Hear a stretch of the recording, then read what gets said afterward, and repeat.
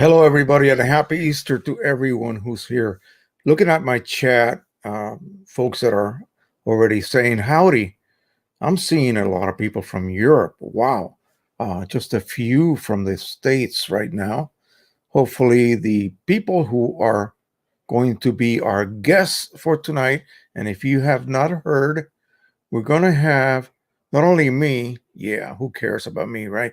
We're going to have two people, and these people are the actual authors and programmers of QIMAGE Ultimate and QIMAGE 1 for Mac and Windows. And we'll have them here pretty soon once they log on with the link, which I will post right here in case they did not see it yet. We'll go ahead and have them come on. But first, before we get started, I would like to have someone, just one of you folks out there, who is watching it on actual YouTube. I'm using live stream. I'm not viewing it on YouTube. We would have a big mess unless I was using my phone or something with audio and echo and all of those problems that happens because of the delay in the actual broadcast from me and YouTube when it finally comes on. It takes about 8 seconds almost of a delay. So what I would love to do is to have everybody that's on board right now. If you just came on, don't be shy. Tell us who you are. Tell us where you're from. Tell us what printer you're using currently or what printer you dream about owning. I want a P900 as soon as it comes out. I want to be one of the first ones who gets it. I hope that I don't get, a beta version of it. That happens a lot with new tech nowadays. Yeah, especially drones. Yeah. Anyway, I want to share really quick before we get the two guests on here. And again, folks, Mike and Andrew, just click on the link that I am about to provide you, and I will see you pop up here, and I will have you come on when it's time. It'll be about maybe another 10 minutes. So I'm going to go ahead and show you real quick. I did this in August. You remember my testing of PC 42 SE or Signature Edition inks, right? And we did a run of images, including the standard image on the Pro 100. And then I took out those OEM cartridges. Yes, I did sacrifice a brand new set that I had unopened. And luckily, it did not really use too much ink for this whole thing. So, what I have done, we have Andrew waiting here. Great. Now, all we need is Mike. And just hang in there, folks. And let me show you guys what I have been able to determine so far about longevity on these inks. Yeah, the color is pretty much a match. I went from OEM, took out that set.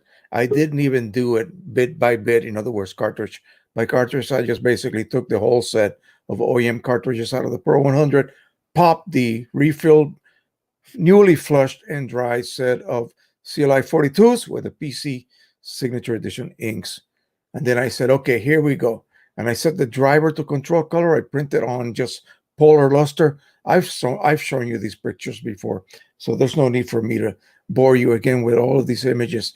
Let me show you what the standard image looks like as of last August. It's been upstairs. You see those steps right there? On the upper landing, there's a big east-facing window, and there's enough space for light to hit it. And I always have that shade open. And so it did receive more light than I would normally ever expose my images to. If I was to hang them on the wall, we have nothing but bookcases in our living room, so there's no point, right? That's my wife. Anyway, so here they are right here. The upper is OEM. I put OEM on top and PC on the bottom. And yeah, this is not the best environment to show you. There is some fading. There is. The bottom one is a little bit lighter. And I don't know whether I am yet seeing a color shift. Normally what would happen is that black and yellow ink tends to fade faster. So they have supposedly addressed those two inks with the lab. And so they are supposed to be better than previous versions of PC 42 inks. So we will see. By this point, I would have had fading. I mean, quite noticeable fading. So it's been about 8 months. They've been upstairs. We got until the beginning of August again to, finish the test and see what happens. Now, these are untreated. They have not been sprayed or protected in any way. They just up there, at the, I guess, the ravages of the air that we have here in Washington, D.C. area. And hopefully that'll show you that even unprotected prints done with those inks are lasting quite a bit. 8 months is more than I ever suspected a print made with third-party inks would ever survive, especially dye-based inks. All right, so without any ado, let me just go ahead and bring in our guest. We have Andrew Wilford, and he's the creator, along with Mike Chaney from QIMAGE Ultimate, of QIMAGE 1, which is what everybody had been crying about. Why isn't there a QIMAGE for Mac? Well, there it is. So let's go ahead and bring him in. We're going to add him to the stream. Here we go. And let me go ahead and come up with a better layout here. Yeah, that's a little bit better. All right, folks. On the upper right-hand corner, we have Andrew Wilford. He's the QIMAGE 1 creator, and our good friend, Mike Chaney, who always chimes in here. They're both down in Florida, right, folks? Both of them? Yes. Awesome. Down southwest of Tampa? Yep. Hi, Jose. Yeah, I only make it down to Orlando. So one of these days we're going to have to meet up and maybe have dinner together.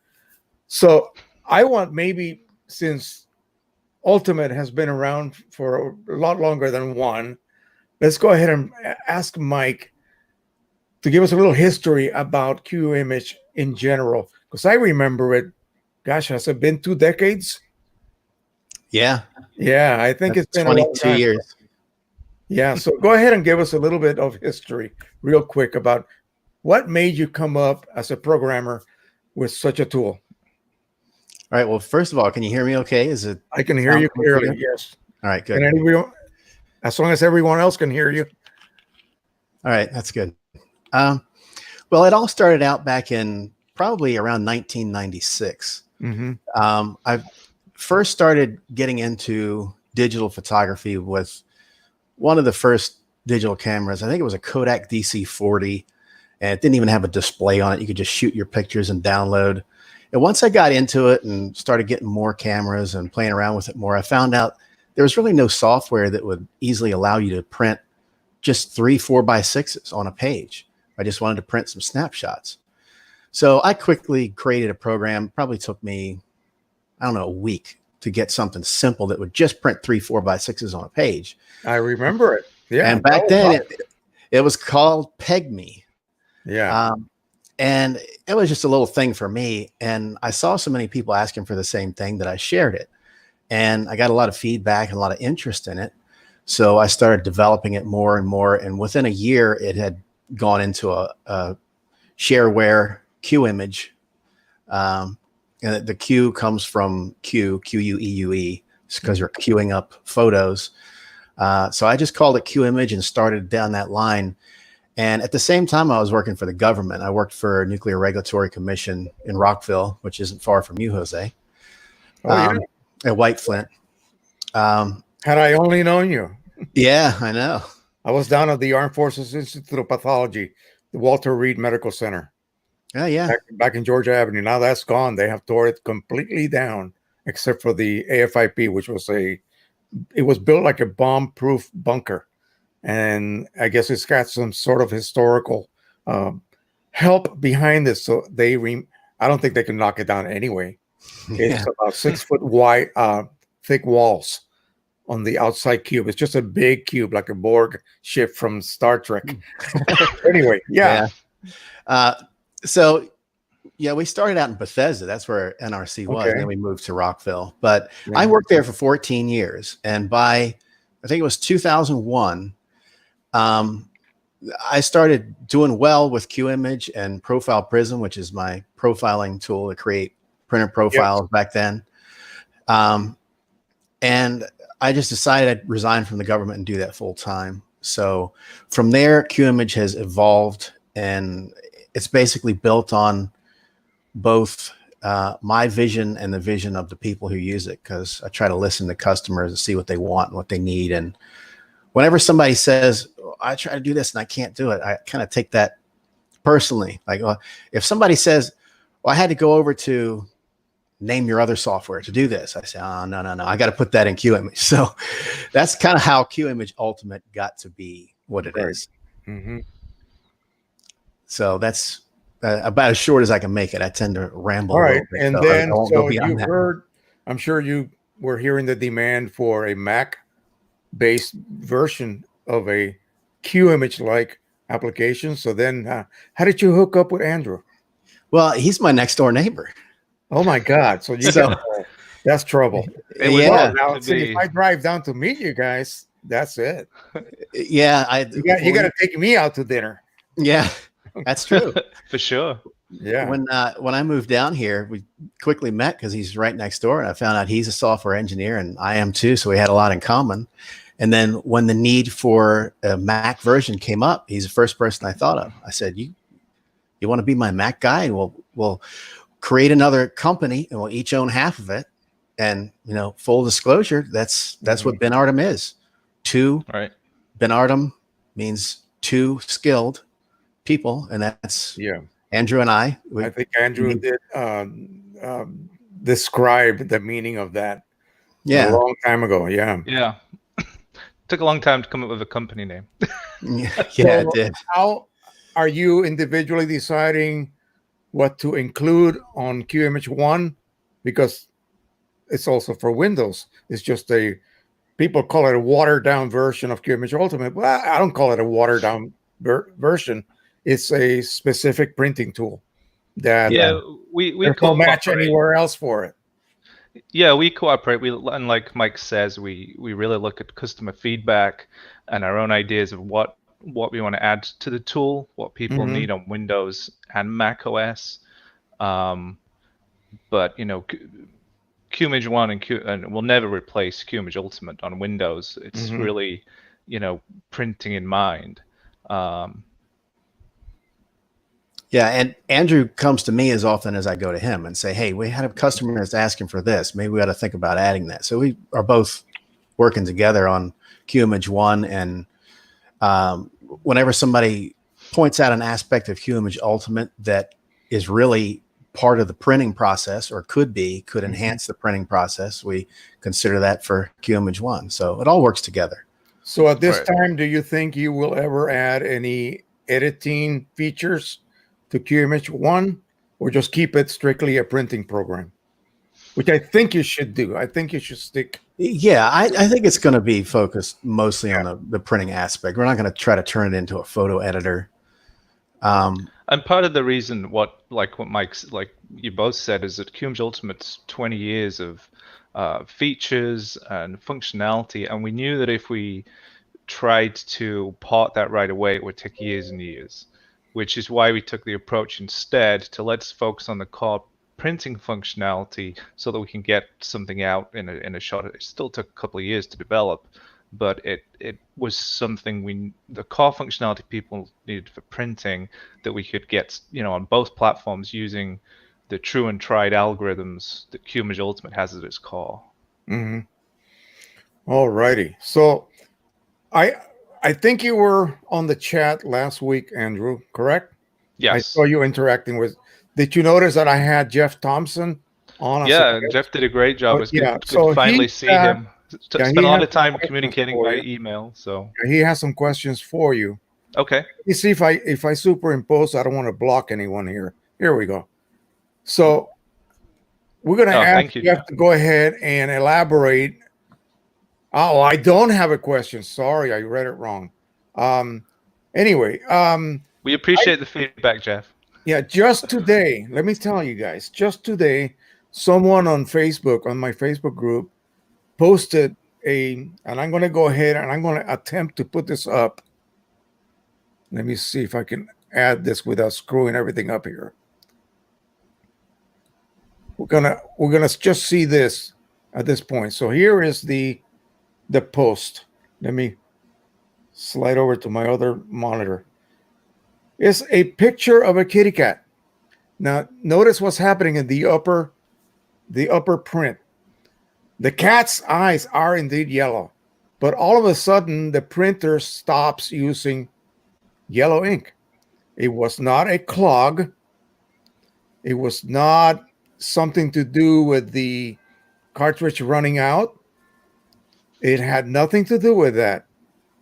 And then he goes and proceeds to print yet another print, clearly knowing that yellow is not printing. So we went back and forth. It was like pulling teeth.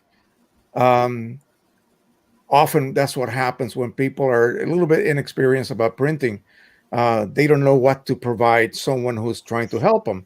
So I went back and forth with him. It turns out, I think it's one of two things. He showed me a perfect nozzle check. It's an odd little printer that Canon just put out. I believe it's only available in Europe at this time. And it uses 6 colors, one of which is a photo blue. Okay.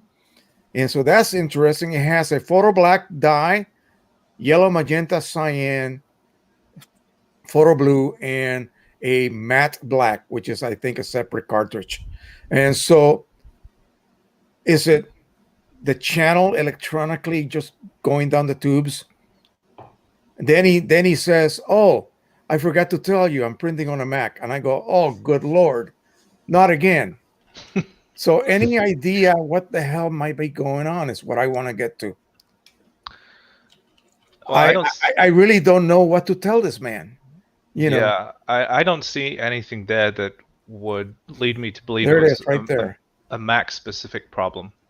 Yeah, I think you're probably right about if it's a new printer, and I believe one of the suggestions you or someone else made was to try connecting it directly, that it could be a Yeah, we haven't transmission gotten issue? to that point yet, whether his connection is via, Wi-Fi or what, because it's a little cute as hell, little all-in-one little top, black. It comes in many colors, by the way, red, yellow, black, blue. And I mean, I know that that would be very attractive for some users at home. You can put it in the kitchen counter and it wouldn't look out of place. And so more than likely he's using Wi-Fi to print. And he says it doesn't matter what application he prints from. But again, he's on a Mac. And I thought, okay, please let it not be that. Because I'm up to here with, people not being able to print on a Mac. Jeff Thompson, that's why he was here with me last week to discuss that. And so since I'm not a Mac user anymore for 2 decades, I decided to let others handle this. So what do you think? Do you think this is due to an electronic failure? And if it's that, to that particular channel, and if it's that, then why in the world are the nozzle checks perfect? Let me give you an example of a nozzle check that he posted. And it prints a funny looking nozzle check, by the way.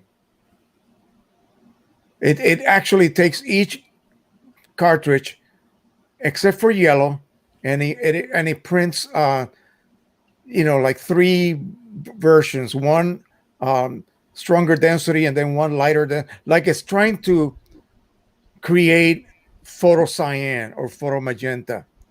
You see what I'm saying? So then these are your black and gray, which it doesn't have a gray ink, but it just reduces the amount of ink, I suppose. And here's the photo blue PB.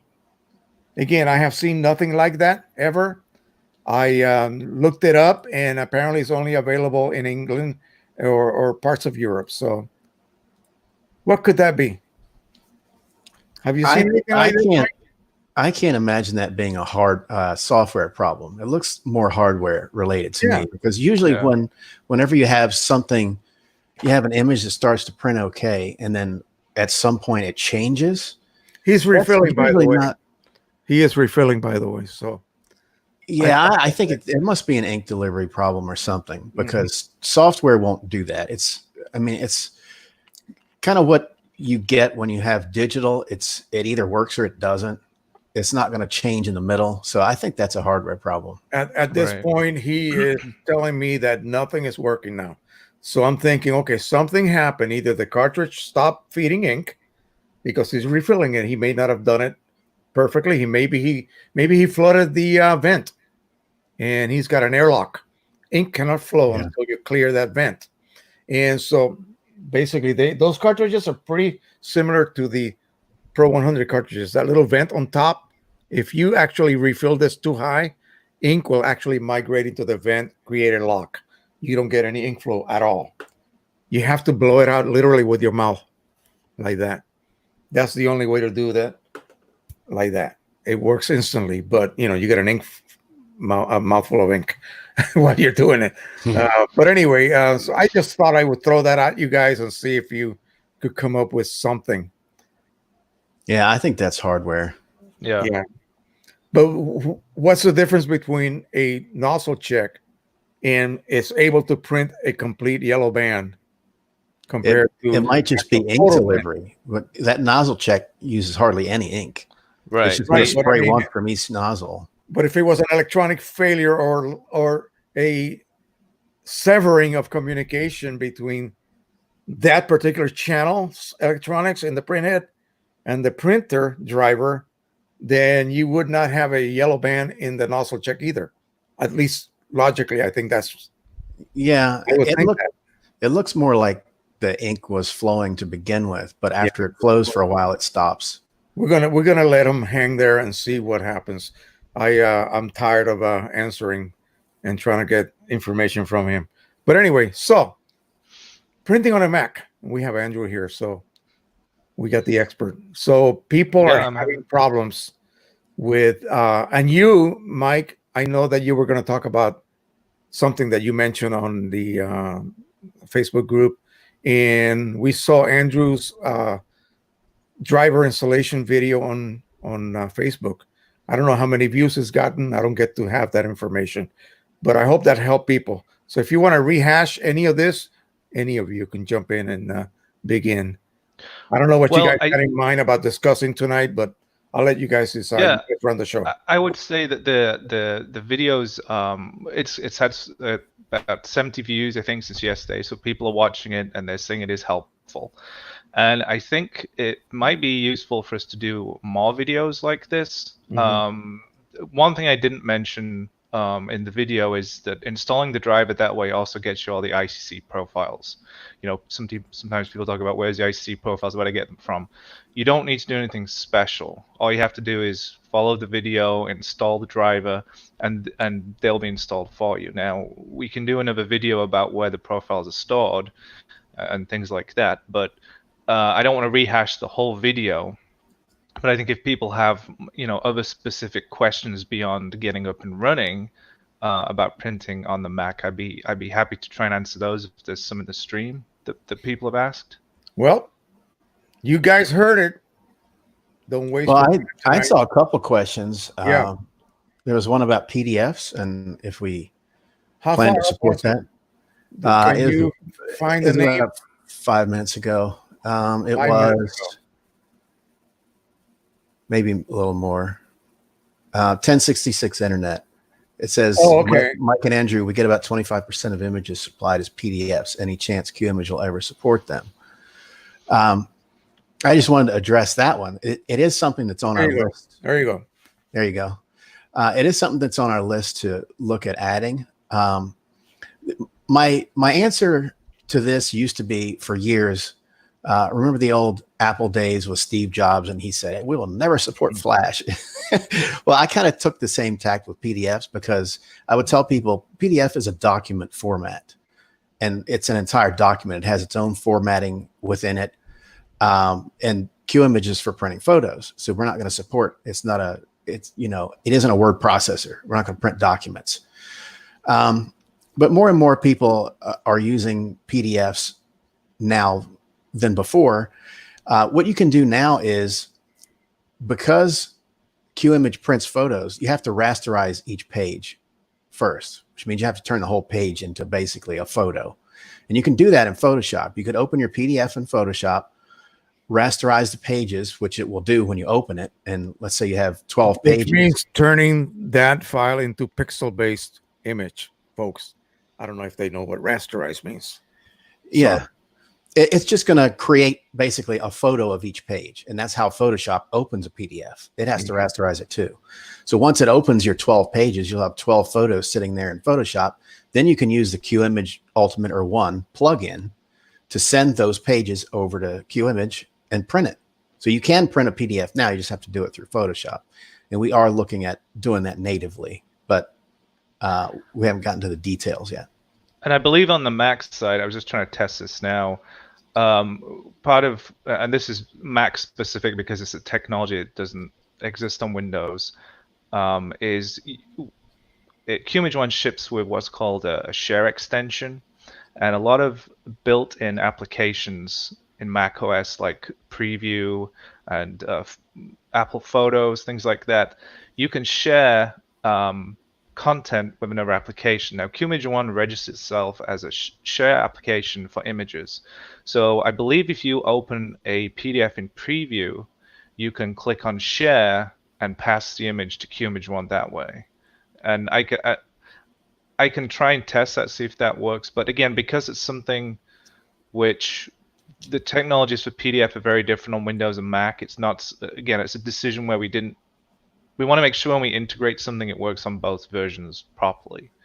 So that's a possible workaround for now for being able to print a PDF on Mac at least. Well, here's a typical question and problem that people, and I think it's just people that are, Mac is so easy to use. It's the Mac environment. We all know what the Apple environment is all about. It's just a feeling. An environment. They may not have zero clue what color management is, and so they have a MacBook. They've had it all their last 4 or 5 years, and It's awesome for everything else. And then they begin to print and bam, they run into problems. They're not getting what they assume the MacBook is displaying on the screen. This guy, Chris Bell, is a PC technician. So he probably has no clue anything about Mac. So what happens? What are people doing wrong that even if, let's just say you open up a standard image and it looks correct on the Mac screen, it looks neutral. There's no tonal what bias or a cast, and yet they print it and it comes out magenta. That's the most popular color cast where people are getting nowadays. What are they doing wrong? I know Jeff Thompson touched on that last week. But what do you think, Mike? What do you think, Andrew, that people are just not doing simply just from lack of experience in that field? If it's Wi-Fi versus USB on Windows, I've never really tracked down the problem, but it can be a transmission issue where there's just some errors in the Wi-Fi signal.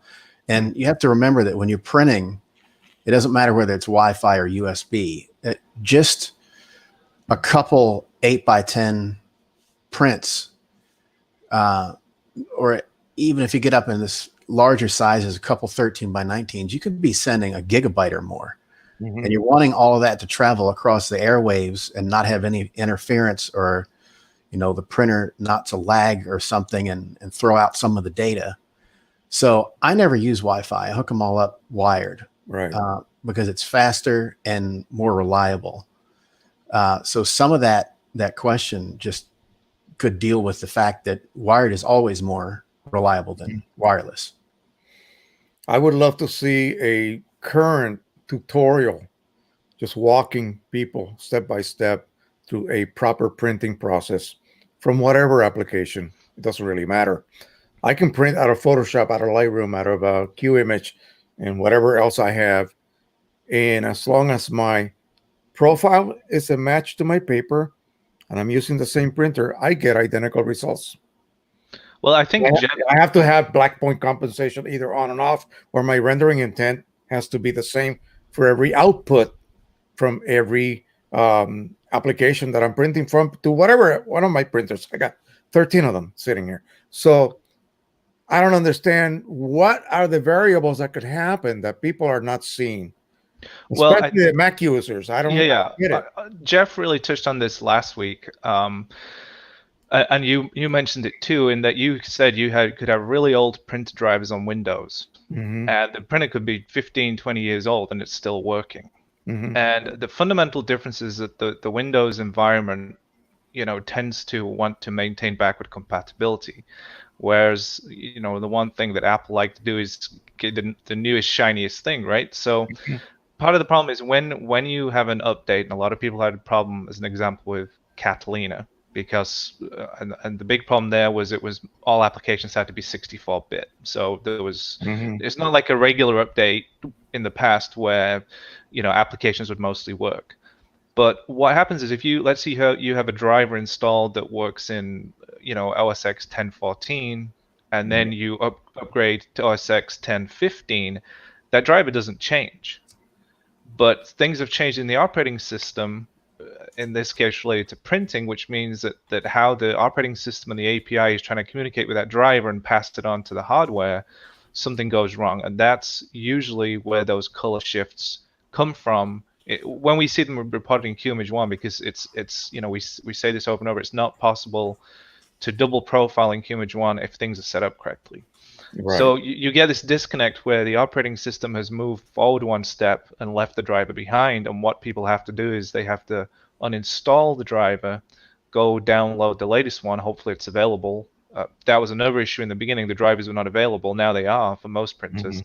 And then once you've reinstalled the driver, another thing you have to do in QIMAGE 1 is sometimes reset the settings for that printer, because and the Windows and Mac version works the same. We store all of the settings for a particular printer media type. So if you have those settings which are connected to the old driver, that could introduce a problem. So whenever you update your operating system or your driver, you should go and clear out the old settings and start over, essentially. You have to, because the driver version's changed. Good. That's good information. I hope the folks here are listening. Let me see if there's anything else here. I've been writing some questions down. Yeah, go ahead. Just take over. Go ahead. I'm going to go ahead and search through the chat and see what somebody asked if QIMAGE could do pattern printing like the Canon software. I don't know what that means. Do you, Jose? Pattern? Yeah, it's just a central, basically 000 version of whatever your image is, and then it creates a mosaic or like a hexagon shape with many examples of that same image with just a variation of adjustments. So kind of like bracketing on a camera. Yeah, but it just creates a beautiful little pattern. You just print that, and then you just go over it basically with your eyeballs under whatever illumination you're going to be displaying it. Find the one that pleases you, and then you actually enter those values to override, in the Print Studio. What is it? Canon. What is it? Print layout. PSP. Yeah. Yeah, PSP or whatever. I think that values, and then especially printing a black and white image. You print the center is supposed to be neutral, but it may not be neutral. Right. So you print all of these variants, and you could actually adjust how much they will vary from their adjacent little neighbor. It can be 10 points, it could be 1 point, and sometimes it will take you 2 or 3 of these pattern prints to come up with the so-called perfect, because you may have 2 that you say, well, I would like one right in the middle of that one. Yeah. So you have to print another one, create a more narrow variation, and then pick the one, and then you're going to adjust yellow by this much, magenta by this much, or whatever. Yeah, but Jose, I know you're like me. We just create a profile and we know it's right. Yeah, I don't see the point in but that. I think my point is, I think, again, we're getting into the editing side of things there. And it's not so much editing. I can see how that could be a print tool. So stuff like that, we're always open to if people are calling for it. But I don't think we've had any other requests for that. But we're always adding stuff that people find useful. So if that's can you update us on the margin issue that you addressed a while ago for Canon printers using the fine art setting for media? Remember that you were able to kind of hack your way through that 30 to 35 millimeter trailing and leading edge border. Well, I think you had 1 or 2 videos showing how to do it in QIMAGE and how to use the little override thing. Well, people don't search. It's on a playlist, a QIMAGE playlist. Just search in it, you'll find it. Yeah, I can't help it.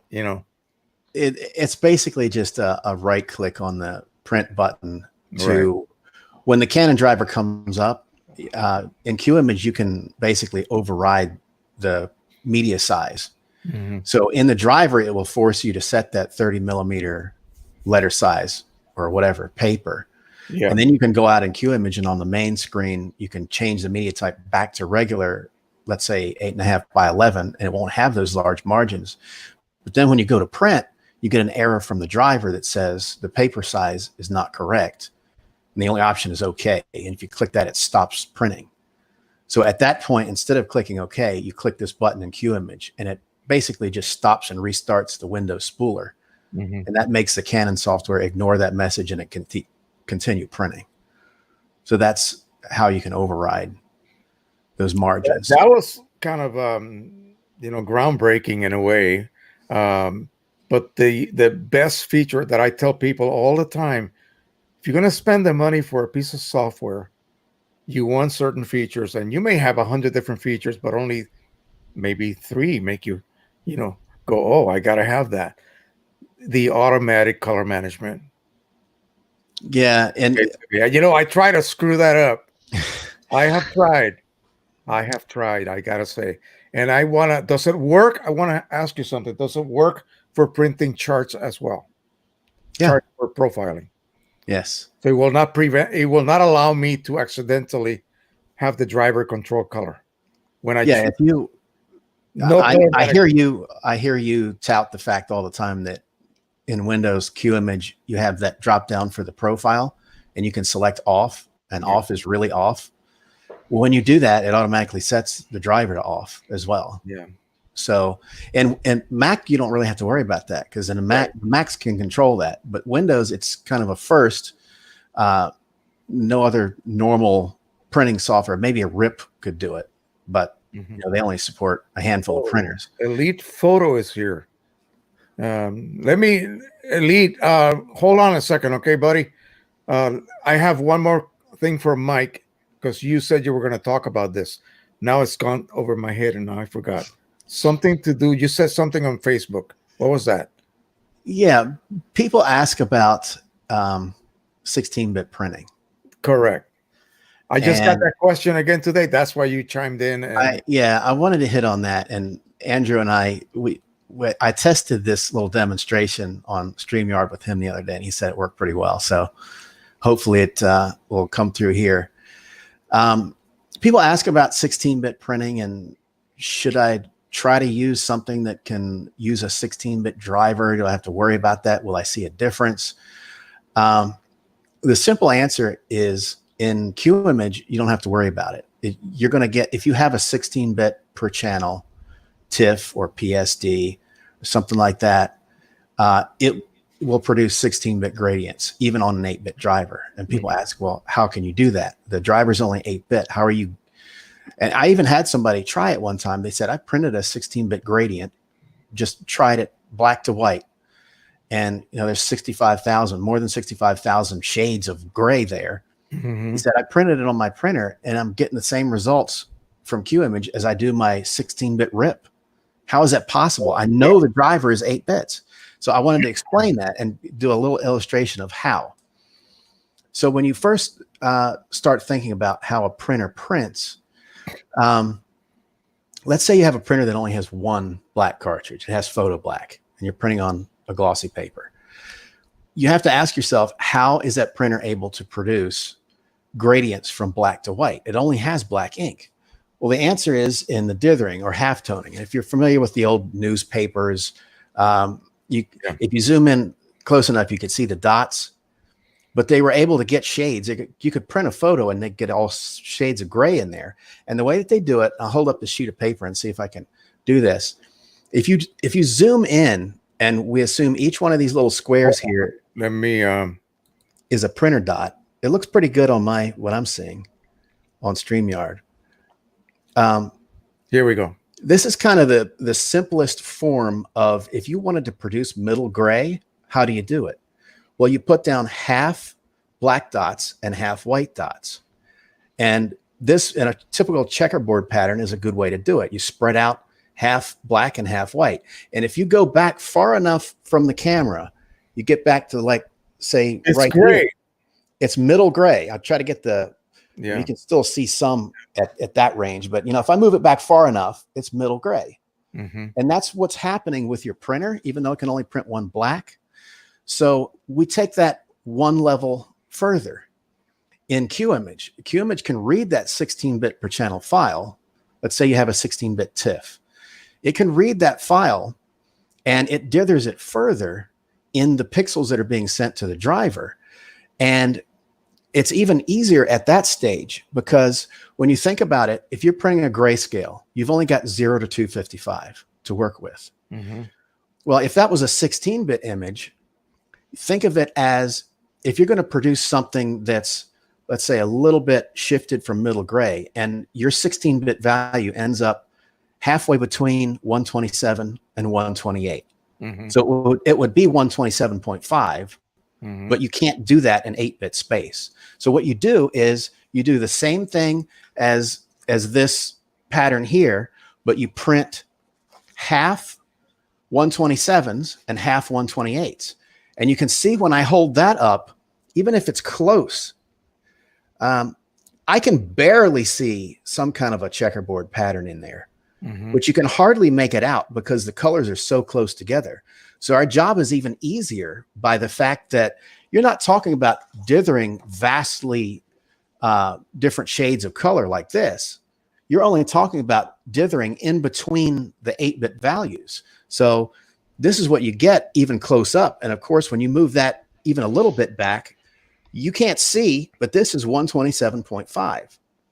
So we're taking the 8-bit values and dithering them further in order to get 16-bit output from any driver, even if it's an old printer that never even thought about supporting 8-bit or 16-bit per channel. We can make that 8-bit driver print 16-bit shades. So you really don't have to worry about 16 versus 8-bit. If you have a 16-bit image and you print it in QIMAGE, you're not going to be able to tell the difference. You're not going to be able to see any banding between that and a true, let's say you have a 16-bit high dollar rip printing that. You can't tell the difference because we're doing an extra layer of dithering in order to get those 16 bits out of the 8-bit driver. So I wanted to explain that.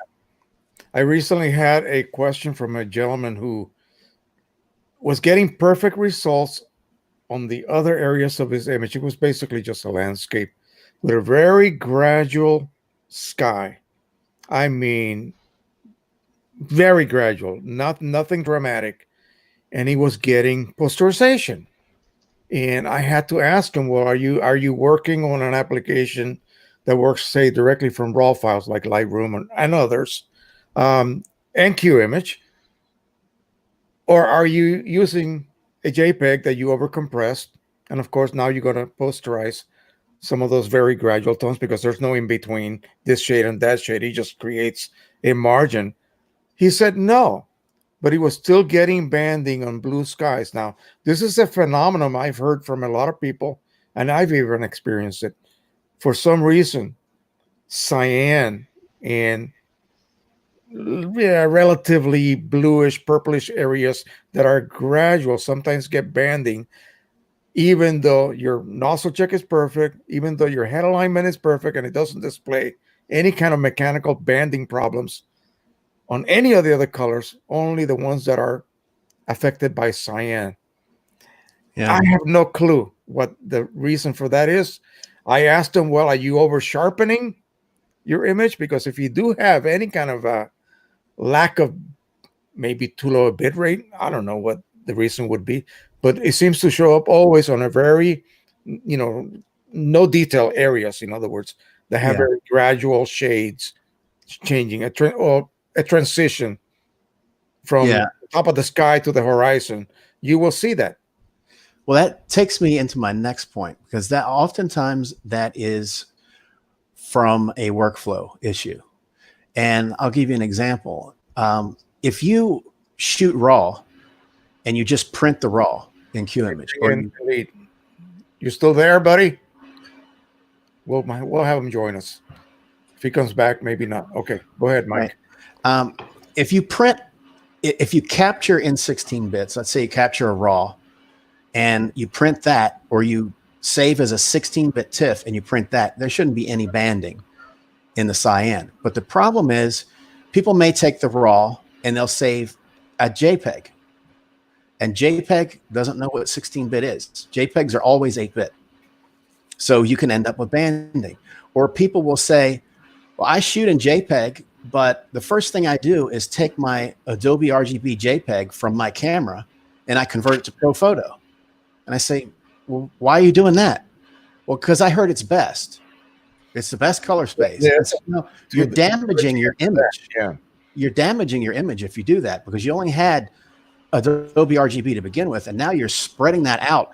And people don't know, ProPhoto color space is massive. It covers almost the entire lab space of a profile. And it's so big that it can create banding if you don't use 16 bits. So some of those things could be happening when you say you had banding. I guess he didn't want to come back on. I made him wait too long. Sorry about that.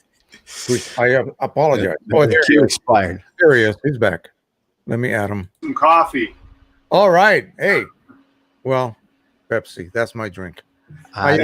This is getting close to social distancing problems here. Getting bad. They're pretty close on the screen. I managed to get, gosh, it cost me a fortune, 2 sets of masks. They're not really that effective, but they'll work because here in Maryland, as of tomorrow night, as of tomorrow, actually, you can't go to a supermarket without a mask. Wow. Really? Oh. Yeah. So they are really getting serious around here. Just found out today here in Oregon that the virus can spread up to 13 feet, the droplets. Yeah. I read that too. Yeah. So, but I don't know. I'm not too concerned. I live kind of far out in the woods. Yeah. Viruses don't go as far as where you live, man. They stay in the city. Anyway, so Mike, yeah, keep going on the 8 versus 16-bit. No, that was you said something about the application you're printing from has a lot to do with it when you're going to use that XPS driver for Canon printers, for instance.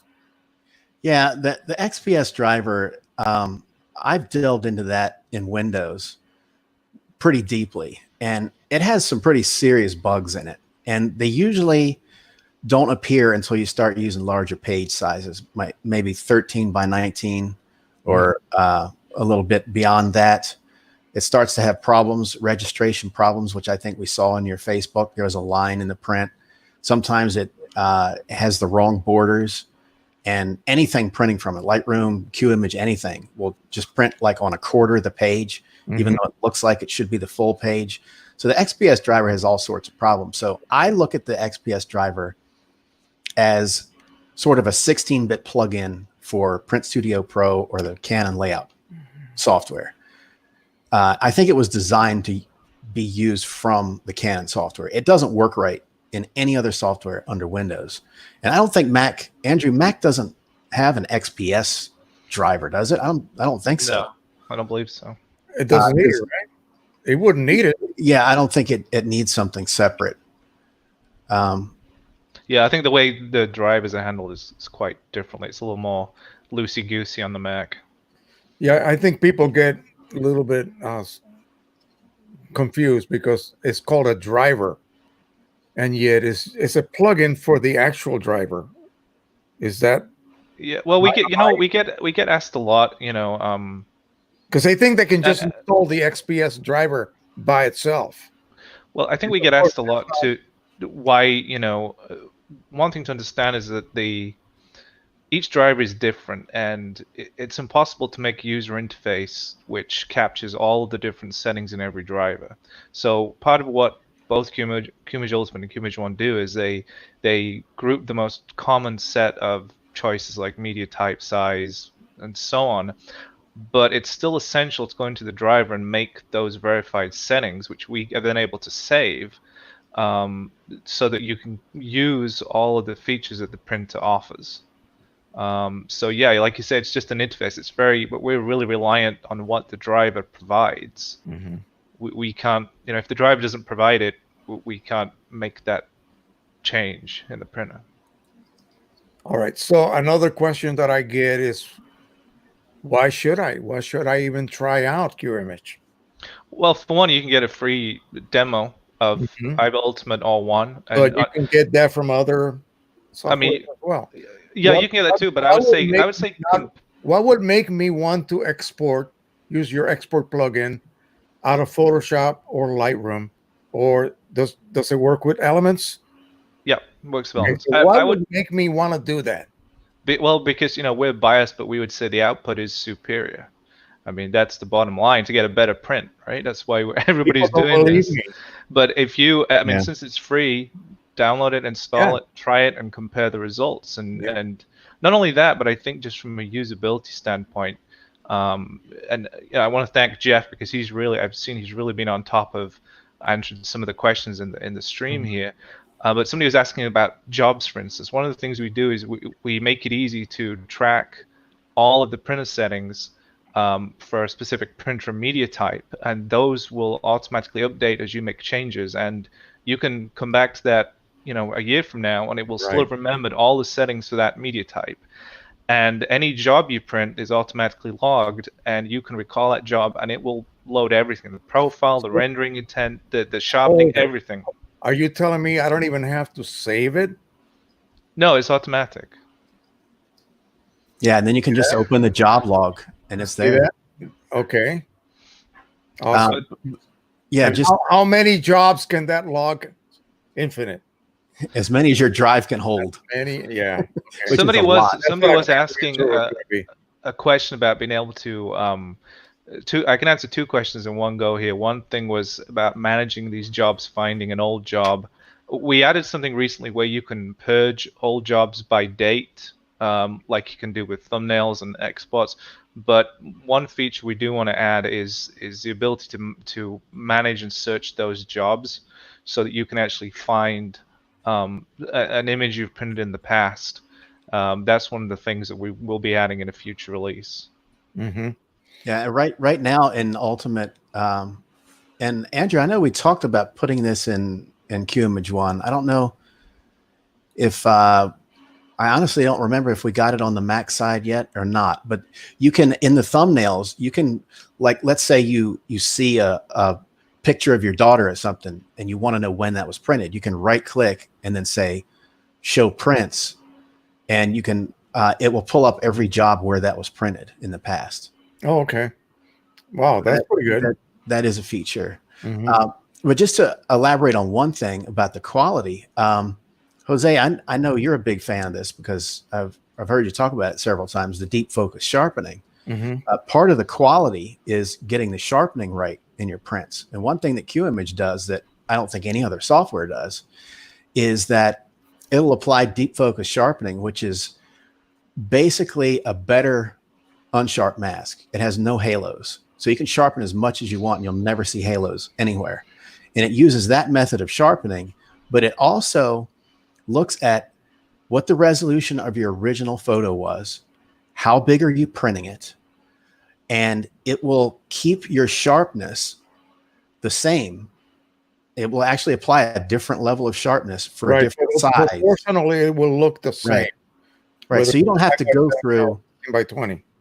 Yeah. So you don't have to go through calculations and try doing all that. The QIMAGE just does it. And I see people struggling with that. They want to do it manually. They look at the driver and it'll say that it's printing at 437 pixels per inch. You know, I know that, that I have done. I did a very long time ago. Gosh, I downloaded some really crappy, relatively low resolution images from the internet. I think it was from. I remember that when you did that. DP Review. They have a contest every week, and people submit their images. They're not very big. It's actually a screen capture, and I printed them on QIMAGE, larger than anyone would dare to print them. Yeah. People were freaking out as to how. That's one thing it does. But the other thing too is we also wanted to make. We have in mind studios and other people who want to print a lot of photos, and if you're printing a bunch of photos, particularly if you want to print different sizes, we wanted to make the interface as easy as possible to use. And we looked at some of the other options out there, the other software, and they seem to work backwards. You have to look at the page and set up cells on the page and like cordon off different areas before you even put your photos in them. Yeah. And I'm thinking that's working backwards. I don't know what I want yet. I'm looking at my photos and I want to be able to say, I want a 4x6 of this. I want 2 5x7s of that, an 8x10 of this, a wallet of that. And I just want the software to do it. I don't want to have to design my page before I even know what I want to put on it. So it's much easier to use it once you get out of the mindset of, I'm going to try to use this like Lightroom or Photoshop. Mm-hmm. If you use it like it was intended to be used, which is a purpose-built print nesting piece of software, it's much easier to deal with and get what you want done. And that's also why we added auto roll length. So if you have a roll printer, those people especially, they don't think in paper size. So we came up with that feature so that you can just define how wide your roll is, and then just keep adding prints. And QIMAGE Ultimate will just expand. QIMAGE 1 has that feature, right? Yeah, they both have it. So you can just keep adding. Mike demonstrated that new feature on Ultimate. So I'm glad you added it to one. People will love that. Yeah. And that will work with like a Canon Pro 2000, which has roll printing. Okay, great. Elite. Yeah, it's not. What do you think about this discussion, man? What do you print on? I think it's over my head. It's over your head. Yeah, in some way. You got Mickey behind you, man. Mickey will help you. Oh, that's the Mickey behind me. That's from my dad. My dad used to know Disney years back. They used to work together in the 1920s, and that is artist. So my dad used to work for Disney. He did. They worked together. They were. I can tell you a quick story. We have a letter. Disney asked my dad to invest in Disneyland. And my dad said no, would never go. Not going to work. Not going to work. Not going to work. So that's hindsight, yeah. He'd be rich by now. But anyway, so that's something that came up that he said, I'll show you how he did it. Here we go. That's when I was way younger, like 50, 60 years ago, 70 years ago. All right. So what printer are you using? I've got two right now, and I've got a HP Pro B98 9180, and I had two of those until one leaked ink all over my desk. Wow. And then I have a Canon IPF 5000. Okay. Which is I need to get drivers for. I'm trying to find drivers for it and heads. I'm trying to find some heads for it. Okay. Right now. Good luck with that. Yeah. That's a dual head printer, right?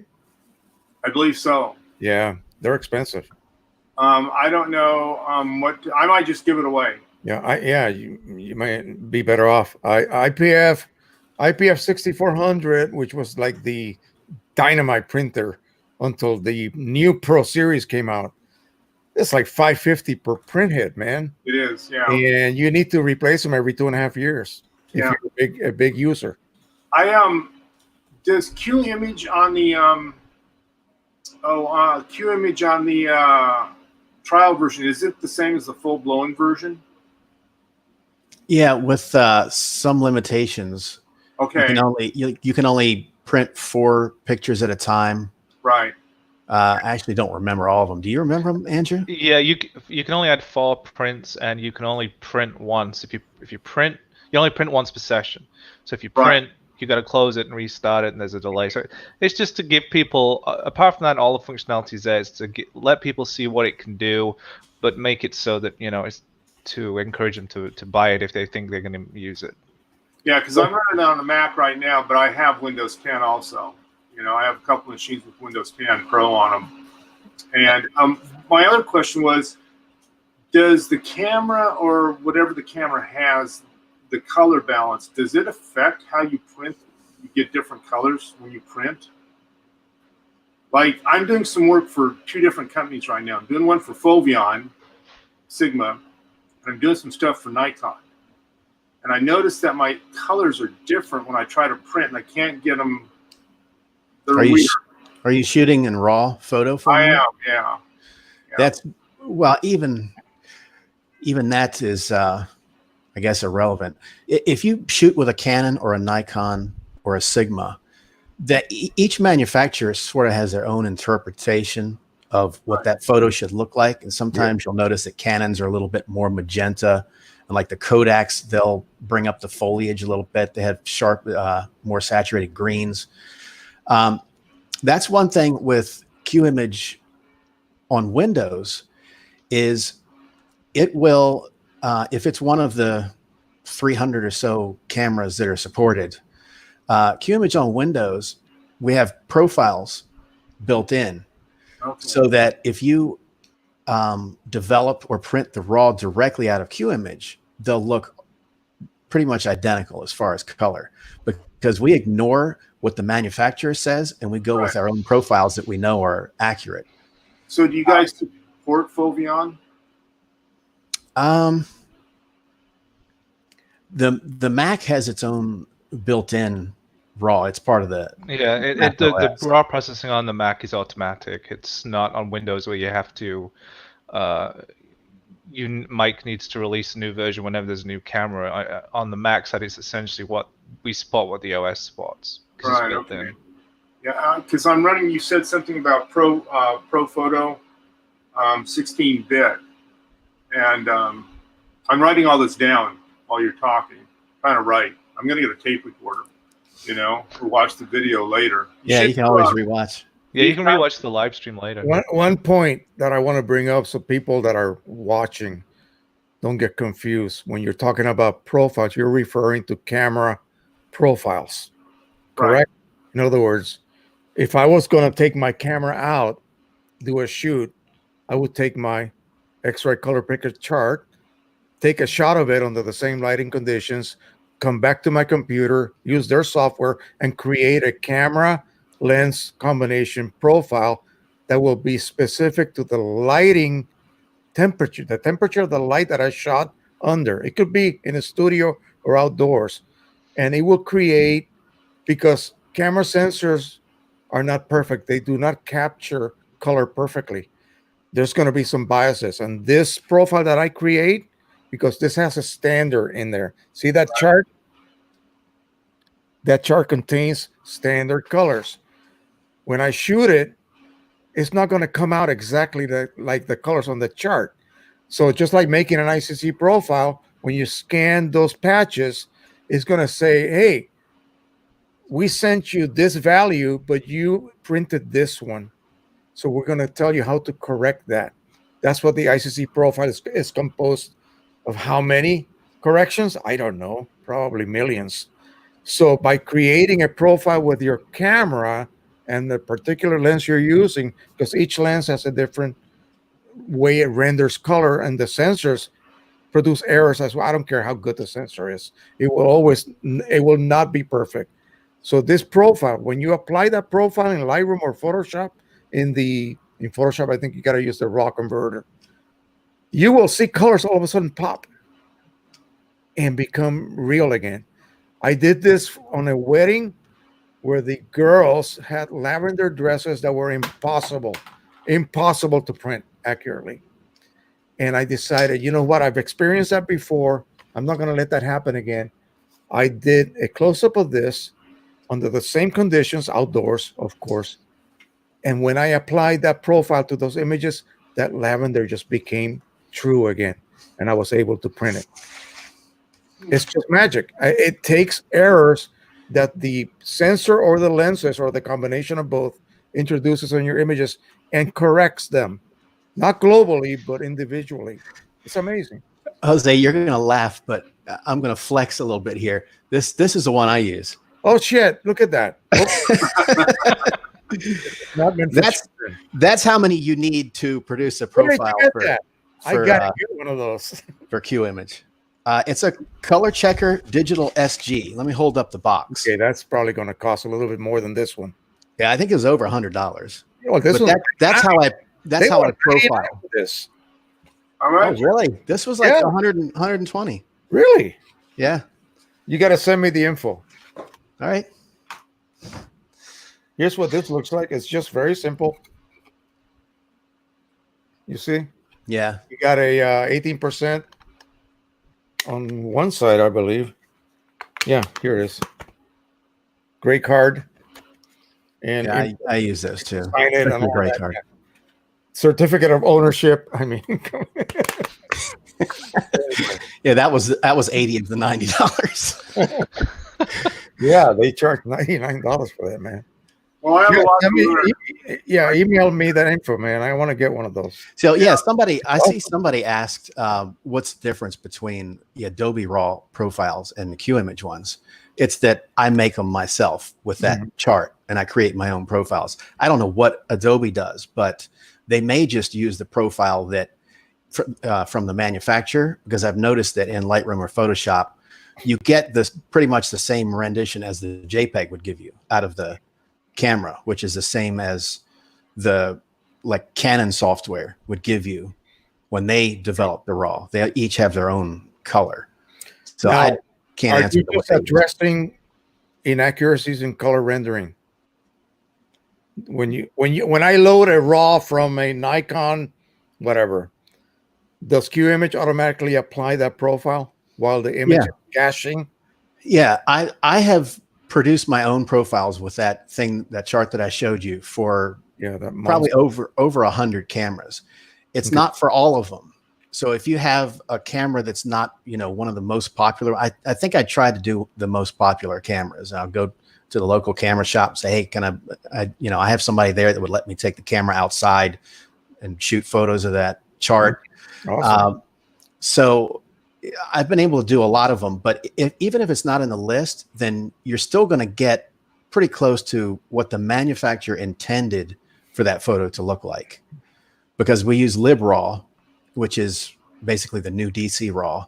It's basically open source for the RAW development. And I think it does support some of the Sigma Foveon cameras, but I think only one or two. I don't think the support's very good for the Foveon chips, to be honest. Now, the chart you just showed me, does that come with a different software than this would use to create? I know that in Photoshop, you got to go through a few hoops to create a camera profile. I think Lightroom is a lot easier. Well, you know me, I wrote my own. Yeah, okay. It's in Profile Prism. You hear that, Elite? What's your real name, by the way? Roger Jones. Roger. I'll have to hear that. He doesn't use that canned, software. Right. Well, you know what? If you use canned software, sometimes you get into the problem of, well, can I share these? Some of them say, if you create a profile with our software, that's copyrighted. You can't. Right. So I just created my own. Yeah. So tell me I can't use that. That's why when I use this, I have to use Argyle CMS to create a profile. I cannot use the if I'm going to sell it. Yeah, that's what I use Argyle anyway. Yeah. What else?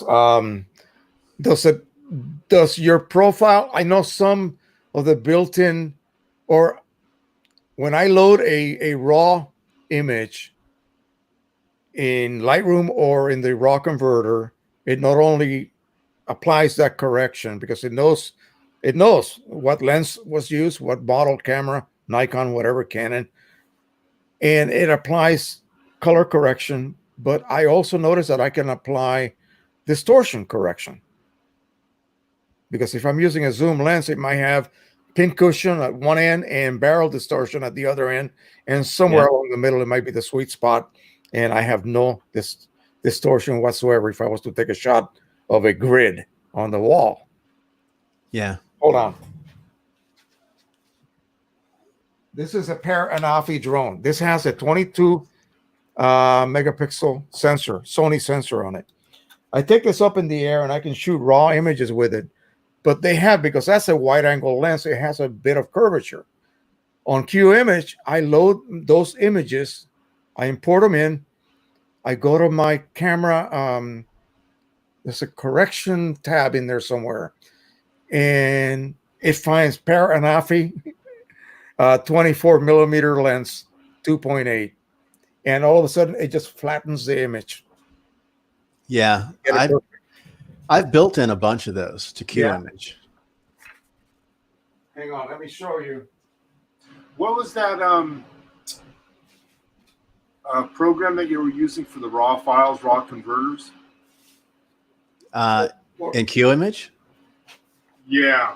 You said could read some of this is on Windows. This is on the Windows version because Mac OS has that built in. Right. But on Windows, it's LibRaw, LIBRAW. That's the third-party tool that I use. Okay. On Windows 10. Yeah. Or any Windows. Do you use Photoshop or what? Me? Yeah. No, on Sigmas, I have to use Sigma Photo Pro. Okay, because Photoshop won't read it or anything. And I helped work on that program many years ago in 2003 and 2004, but that's the extent of it. Yeah. The only thing I don't like about Photoshop, and I use it for other things, I do most of my editing in Lightroom.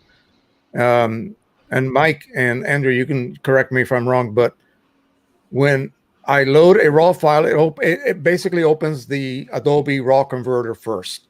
Mm-hmm. And I can apply all kinds of different, adjustments to it while I am in that environment. And then if I want to work in Photoshop, I have to export it out to Photoshop into some sort of other file format.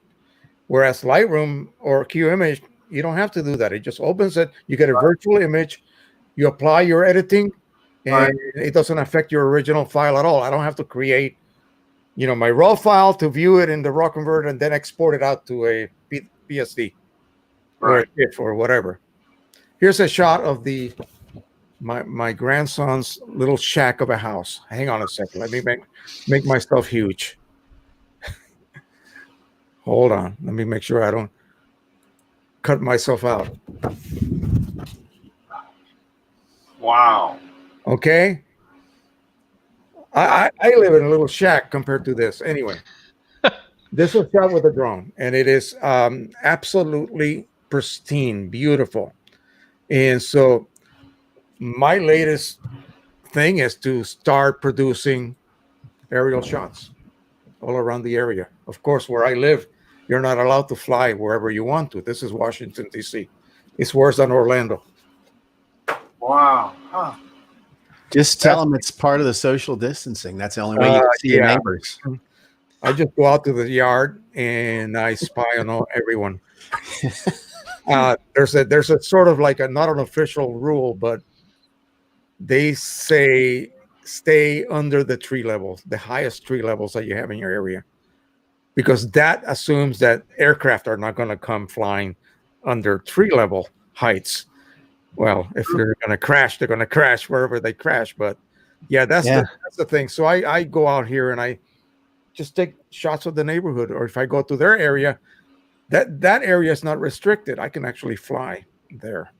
Now, I'll tell you a true couple sentence story. I was going out to walk the dog, I don't know, a few days ago, and I heard this, and I thought, I'm looking all around, and I thought, do I have a hornet's nest in this oak tree or something? I'm looking up there, and I finally figured out it was Andrew's kids out there flying their drones.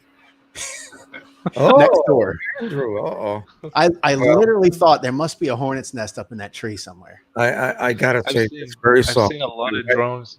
My wife is upstairs and she's listening probably. I think I'm up to 17 drones, so I outnumbered the number of printers. 17?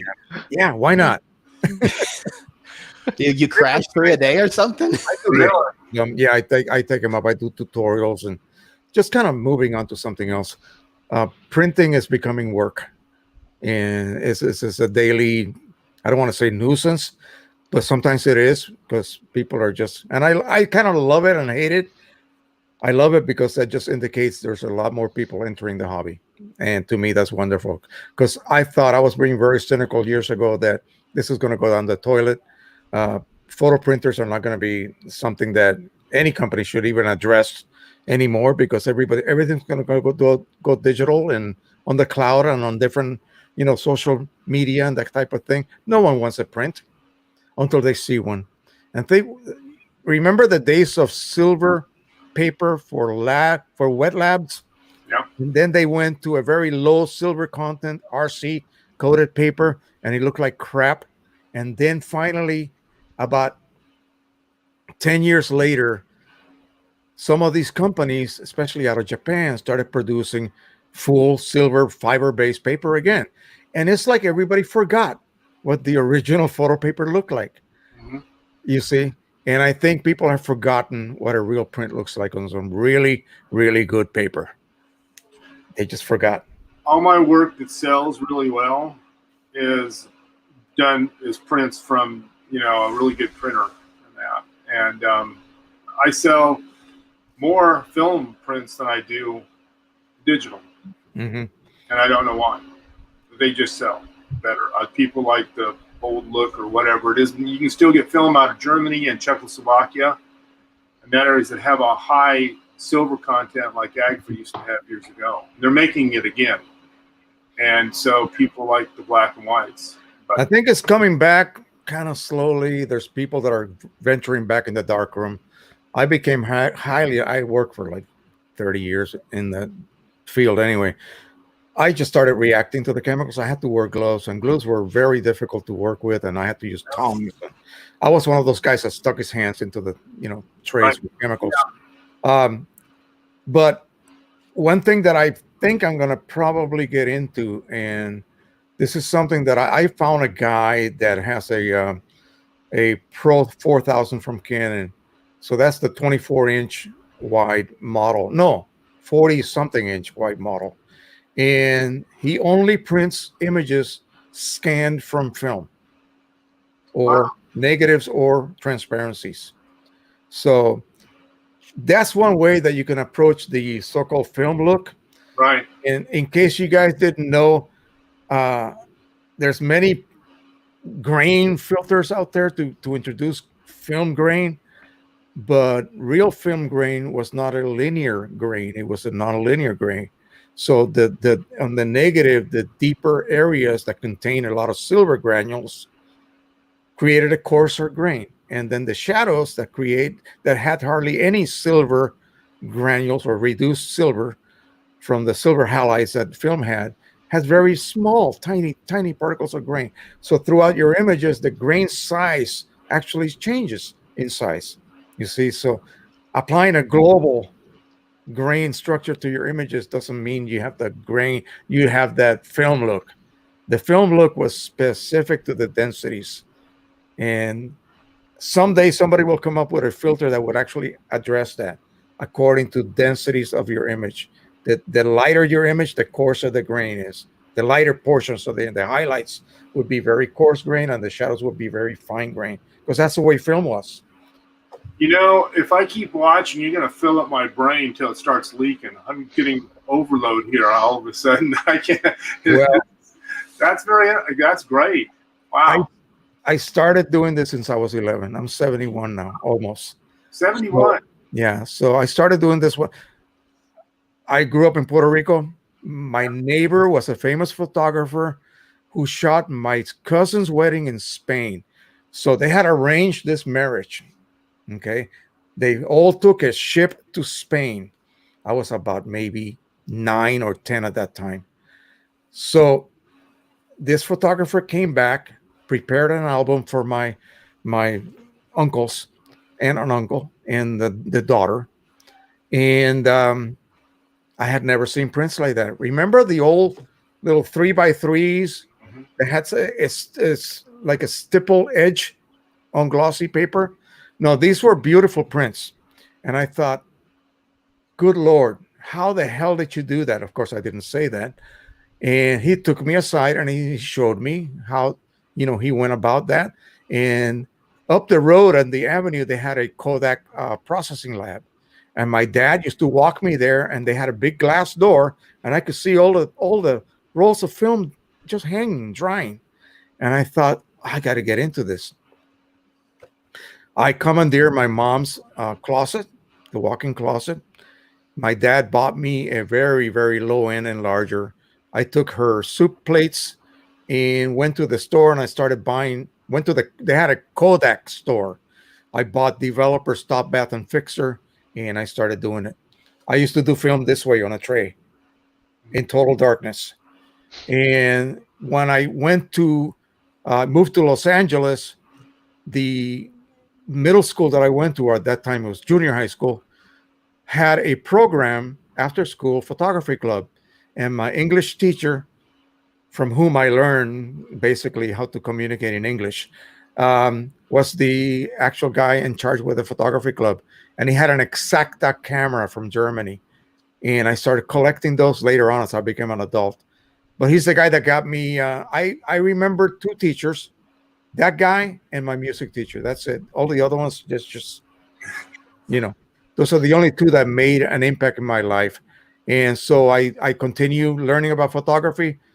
My wife was the first date I ever went out with, because I was just involved with photography as a teenager. I got drafted in '68, went in the Army. I went to occupational therapy technician school. I hated it. And my head nurse, a colonel, realized it. She talked to the company commander, and the company commander says, well, what do you do? What else can you do? I said, I'm a great photographer. Well, let me talk to the information officer.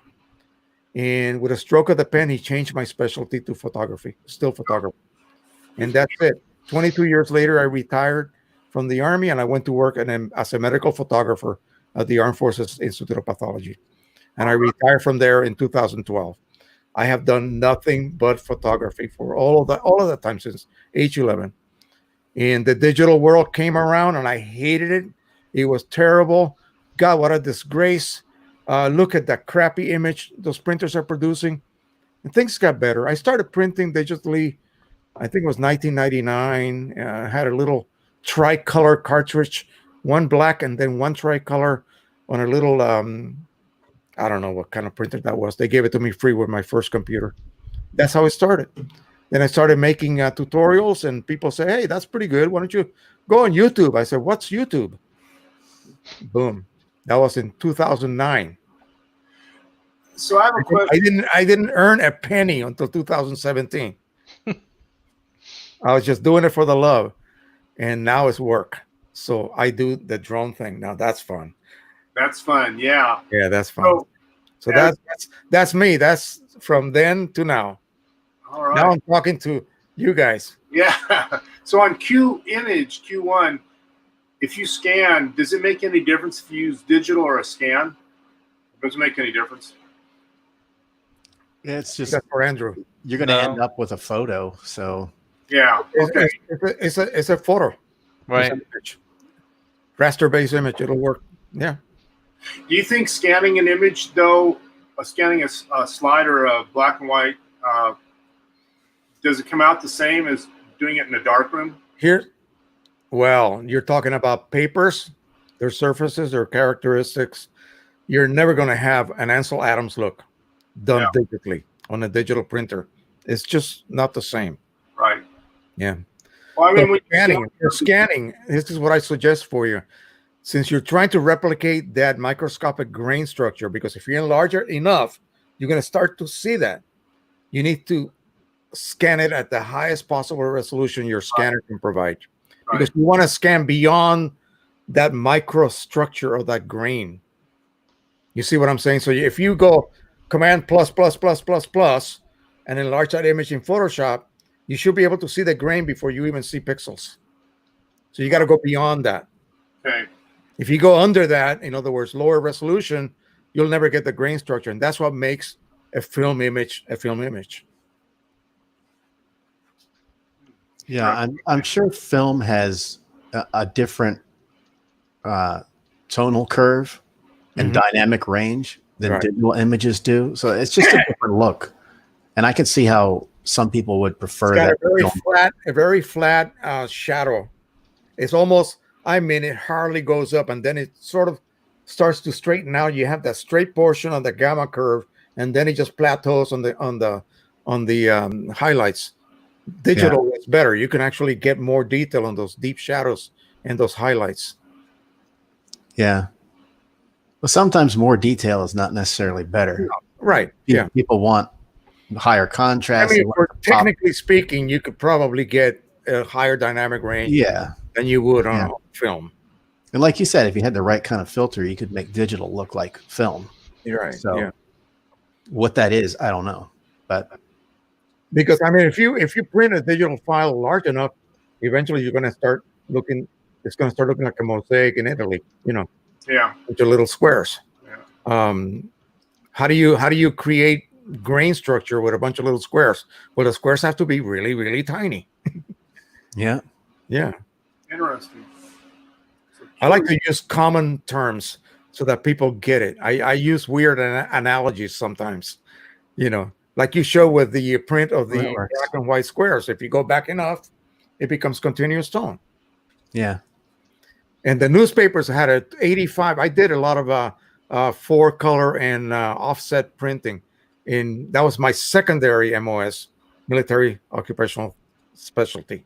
So we were working on 85 grid screens for our newsprint stuff, and then 133 or higher, 166 or 133 for anything that was printed on glossy, newspaper stock. And of course, it was always at an angle so that you get no grid. You didn't want a vertical, horizontal grid. You wanted an angular grid so that it doesn't have that weird grid look. Yeah. Well, to put it simply, your printer can only produce one of 32 or maybe 64 colors. Yeah. Because it only has 8, 10, 12 inks. And the way they mix them, you might get one of 32 or maybe 64 colors. Mm-hmm. And every dot on that page that you're looking at is one of those. Let's give it the benefit of doubt and say 64 colors that printer can produce. Well, how do you get it to look like a smooth flowing image? You just put enough dots in it. Yeah. And that's what you're saying. And some of these printers have variable droplet size. Mm-hmm. So they create. And that's how they can get dots. a lot of different shades. And what about dot gain on certain medias? A droplet of ink spreading more than. That's why in newspaper work we did 85, because anything finer than that, it just blended into a big mushy looking print. It didn't have that continuous tone. It would be mud, because this drop would blend into the next drop. You see what I'm saying? So we had to set everything at 95% dot gain, 95% dot, which is a square with a circle inside, and the corners are white because the circle doesn't fit in the square. And then 5% dot was the smallest dot that we would produce. And that would give you a gray, the really light gray. But you still saw the dots. Yeah. Because it was very coarse, Yeah. And now we are at the point where a digital image looks like you're looking out the window, through a glass window, because it has no grain. It just looks real. Yeah. Yeah. Anybody been watching the chat? I haven't. I have. I've been answering a few questions. We've been up for an hour and a half now, so I know you guys got to go to dinner. I've been trying to answer a few questions, so if anybody has any that haven't been answered, let us know, or anything new. Yeah, let us know before we go, and we can get any. Yeah, because I think I'm gonna. We normally stay on for 3 hours. I'm gonna just do 2 hours tonight. Yeah, and I want to thank Jeff Thompson again too, because I see he's been. Yeah. He knows what he's doing in QIMAGE and a lot of other stuff too, and he's been answering a lot of questions. Yeah, we appreciate that, Jeff. Well, I have a lot to talk about. I'll talk to you next week. Okay. It's 2:30 here our time. All right. So I'll talk to you next week, and thank you very much. And I'll download QIMAGE and play with it. I'm sure I can mess it up somehow. You'll be buying it. I guarantee you. Yeah, I need something to help me make it easier. Okay, take care. All right. Bye, Roger. Bye. I see one question, Jose, that's been asked a couple of times now. It's about printing to DVDs and CDs, and I think this was also asked last week. We can. I mean, there's nothing to stop QIMAGE One printing to that media type if the printer supports it. The only thing you're not going to have is typically when you buy that kind of media, it comes with a template, which you use the media manufacturer's software, which will show you a template of where the disc is located on the page and so on.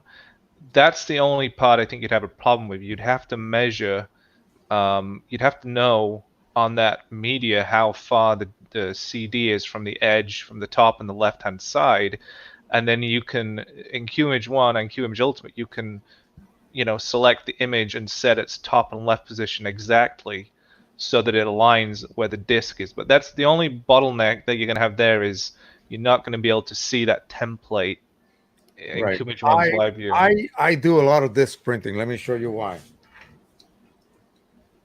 So I make instructional DVDs for micro machining. Next to me is a machine shop with lathes and milling machines and drill presses and you name it. So I got a company in California selling these discs for me. So I need a printer that prints on discs. I mean, I can stack 25 of them and it just produces the prints one after the other on this. So I use this software. Let me show you. It's called Disc Labeler 7, or this actually has a different name. Sure Thing Disc Labeler. And basically, I'm going to go ahead and just pull up a job.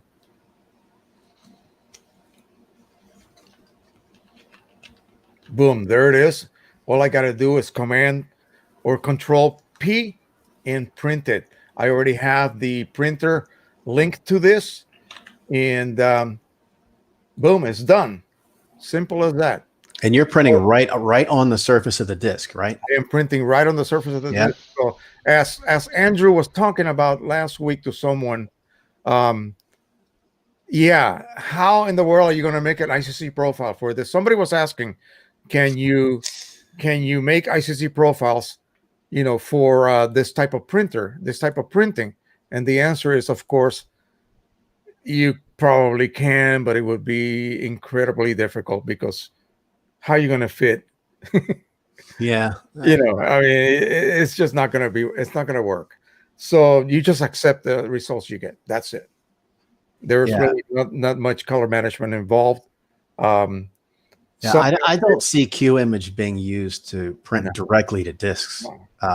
It can print on, the disk labels. Right. Because you would need a template. This creates it already for you. It's already there.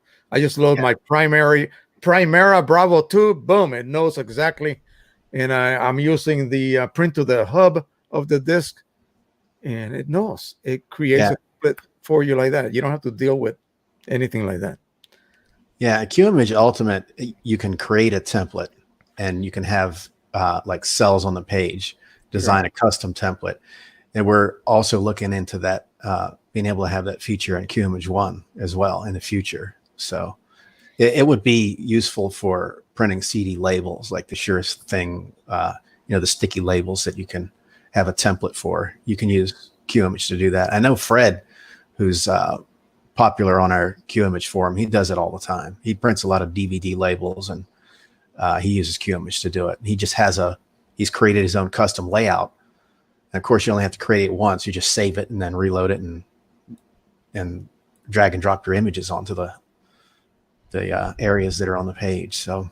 So before you guys go, can you sort of in a nutshell give the viewers here, the listeners,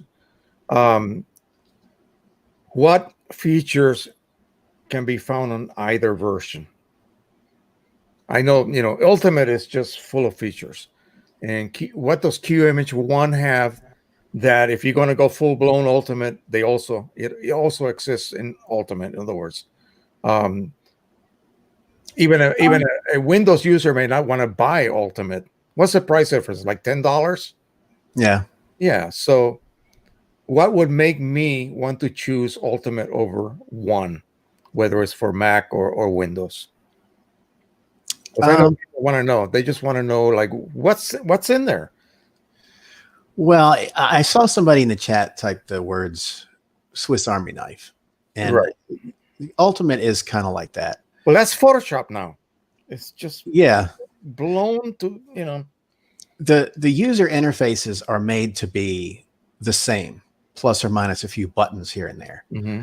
So we wanted it to be a similar experience, especially for people that used QIMAGE Ultimate and now they have a Mac. They want QIMAGE 1.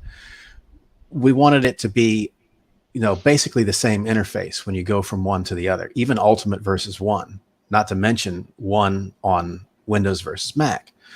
So imagine that. Now, why don't the driver manufacturers or writers do that?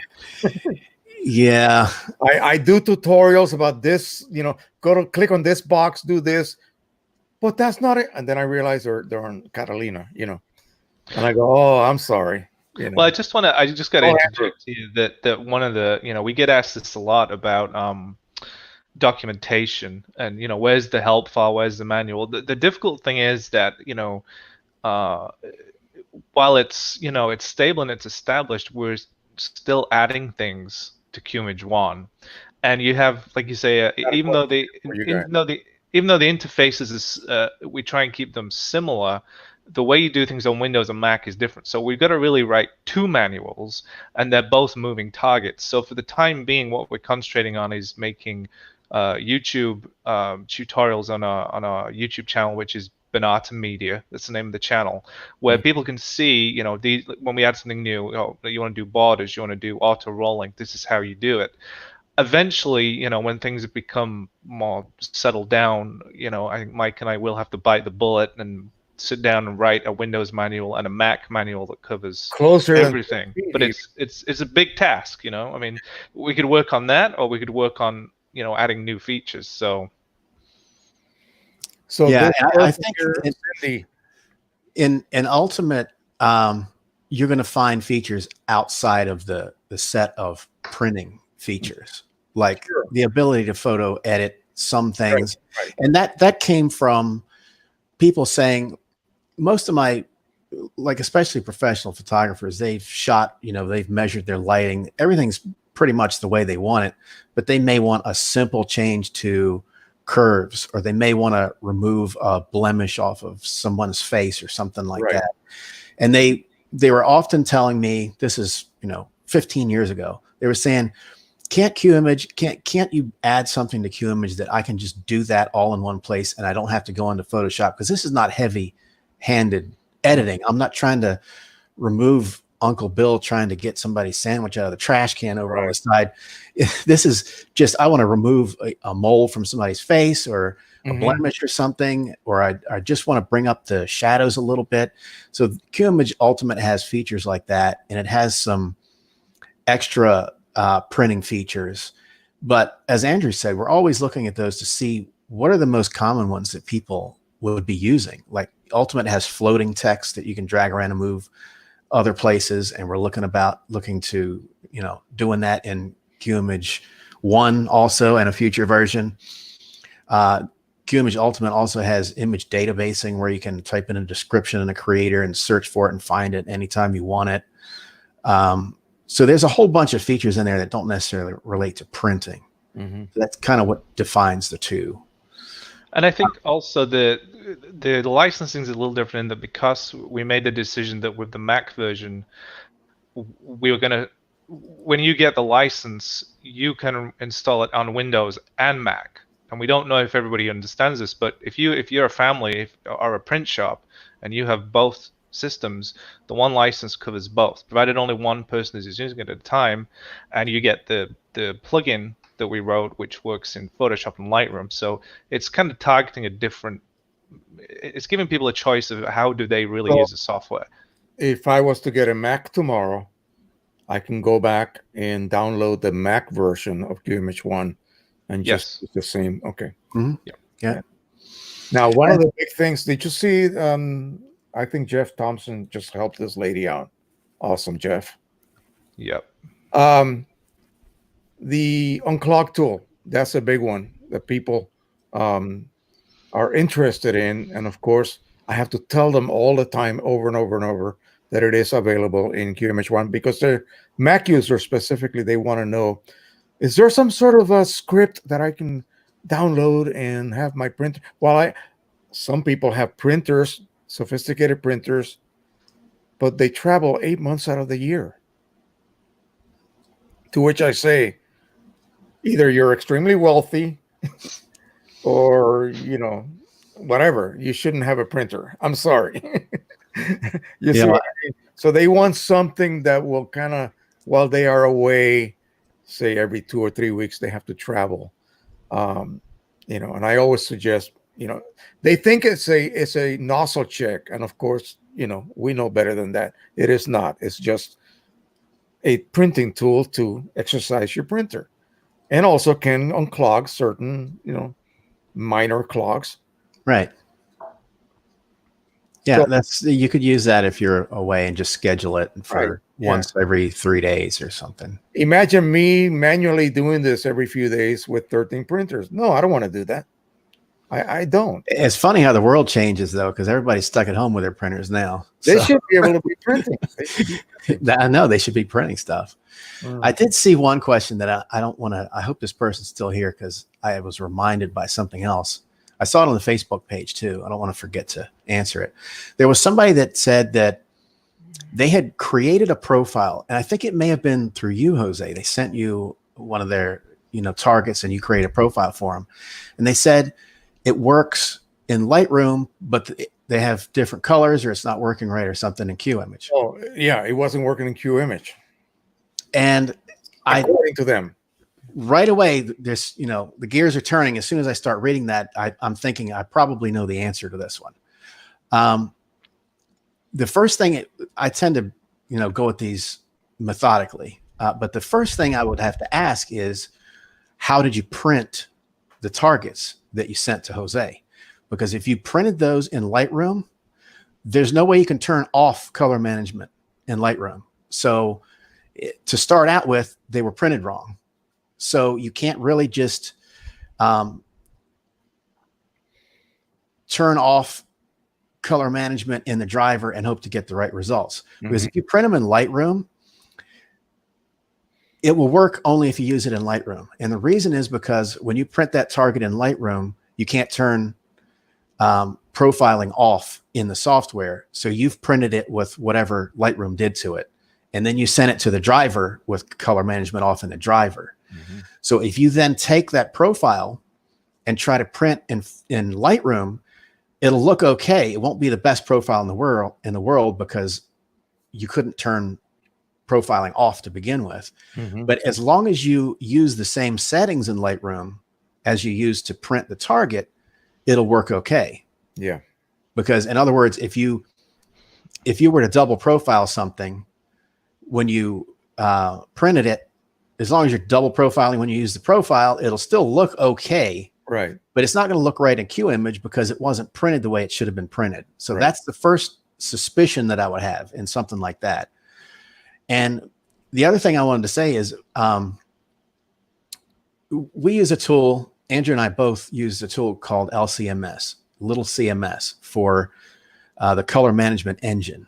And that's the innards that take your photo and apply the profile. When you say, QIMAGE is going to manage color, that's what it's using. And the guy who wrote that software, Marty Maria, I know him, I've worked with him before. He is, I think he was the chairman, but if not, he's a high-level position in the International Color Consortium, ICC. So who better to write software like that than you would think the guy that is part of the International Color Consortium. So that's the software that we use, and it matches Photoshop, Lightroom, any other color managed software that you can use. When you see a difference in Lightroom versus QIMAGE or Photoshop versus QIMAGE, when you use a particular profile, there's only one of two possibilities. Either you're not using the same settings, or the profile wasn't created properly, or the profile is broken. And that's a point that I want to get across to people, is that I've seen a fair number of profiles that are internally inconsistent. They're just flat out broken. And I've seen them from paper manufacturers. Thank you.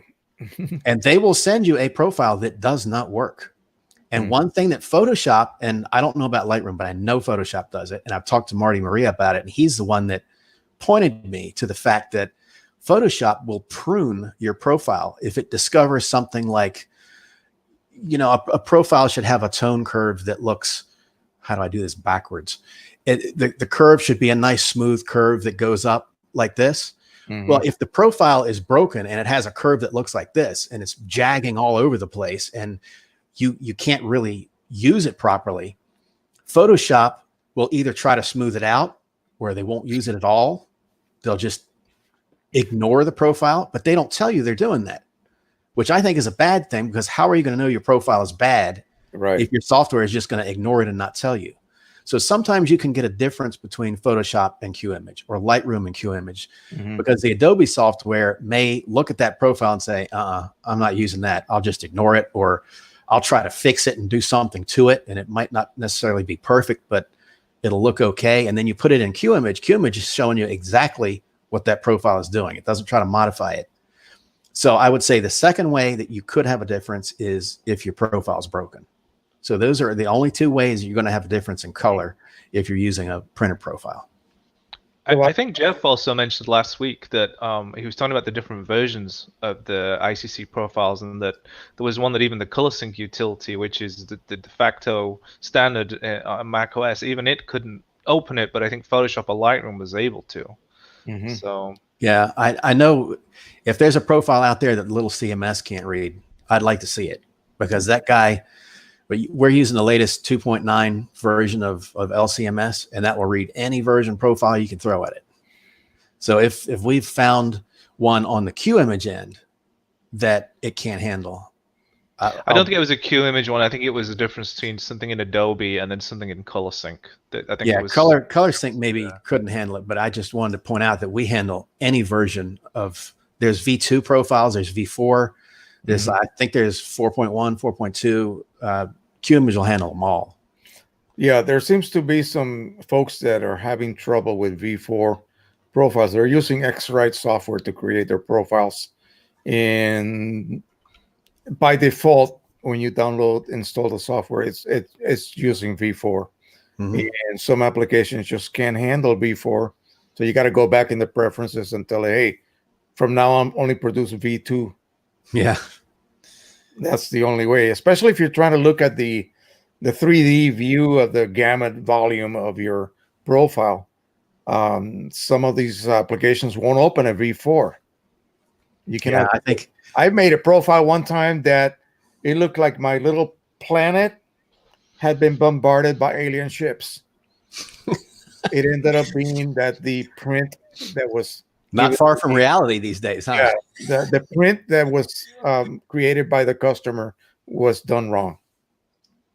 Yeah. I scanned it and I got errors every time I scanned it. So I did it after 3 total scans, and I'm using 1600 patch and double scanning. So, it takes a while, 3 sheets. And somewhere along the process, I kept getting an error. And I looked at the prints and they look okay to me, but somewhere there was a problem. And the scanner, would see it. It would, identify it and throw an error at you. And at some point, I just had to tell the customer, hey, I can't do it. Something's wrong. And so they didn't ask me for a refund. So that was cool. But what I tell them is download I exported the TIFF files from the software, and then they download them, and then they print them with QIMAGE Ultimate or QIMAGE 1 using no color management. Or there's an application by Dry Creek. Is that? Yeah. They have a printing application for charts. And all it does is opens them and you print. That's it. And as long as your driver is not controlling color, then you have a print that's perfectly raw and not being controlled by any entity somewhere along the line. So if they do that, they always get good results from me. So far, not one person has complained. Let me show you something real quick. I did a profile just recently for a gentleman who had a Pro 10, and he was using Precision Colors inks, the signature edition. Mike, the other Mike, struggled for 9 months with this ink set. He's Chinese, so he knows the Chinese scientists at the lab, and so they created a special blend for him. The only thing they couldn't duplicate was the strength of the OEM blue, the OEM red, I'm sorry, on the Pro 10. So he had to then, he had to buy Pro 2000 700 ml cartridges, draw the ink out of that red cartridge, and sell it as a complement to the other. I saw that on the website. Right. So this person printed the charts with the Precision Color Signature Edition ink set. I went ahead and processed the files, created a profile. My Pro 10 is loaded with OEM inks. Okay. So I thought, oh, why not? Let me test that profile on my Pro 10 with the same paper, because he gave me an extra sheet here, and see what we get. So I loaded up an image, and let me put myself as I held. There's too much shine. This is Red River Palo Duro fiber burrito. So it does have a sheen. It's gorgeous. It's a gorgeous paper, nice and thick. It has that photographic feel to it. This thing matches my screen ridiculously close. I mean, I struggled to find something wrong with it. So what does that tell you? You as a profile maker knows that if the original profile was created from charts that were printed with a non-OEM set of inks, I shouldn't be able to get an excellent result with OEM inks, or vice versa. You get what I'm saying? Different ink set created those charts. I printed it on the standard OEM inks, and it's a freaking match. Yeah. I mean, the only thing that's different, and I'll tell you why. This is my theory. You can tell me if I'm wrong or not. These areas here, very deep shadows. This is an old dilapidated barn with a bicycle in front. I found that. Right here, some of those areas are a little bit crushed. And here's my theory, and you can tell me if I'm wrong. All third-party black inks are not as dense as OEM inks. That's been proven. That's why Cone Color came up with a special super high-density black ink for their new Sure color printers from Epson. Oh, they were just, these are the deeper than OEM, deeper DMAX. You can print blacker blacks with our inks. So if normal everyday black inks are not as dense, and you use those inks to create a profile, would that then create the blocking of those deep shadows? Yeah. If I print this OEM, you don't have that blocking of those shadows. You wouldn't think the reverse, but the color is perfect. Just the shadows are a little bit crushed because I'm using a deeper black, and that original profile was compensating for the not so deep black that was used to print the chart. Right. That would cause that. Right. I came up with that theory and the explanation to the guy who ordered the profiles. Yeah, because it thinks it's putting down a lighter color, and it's really much darker. Compensating for the lack of density or slightly less dense black. Yep. So if you see the world, and the world is a gamut, South Pole is black, it's reaching further south than, that's the way. Yeah, and that's not where it ends up because things aren't the same.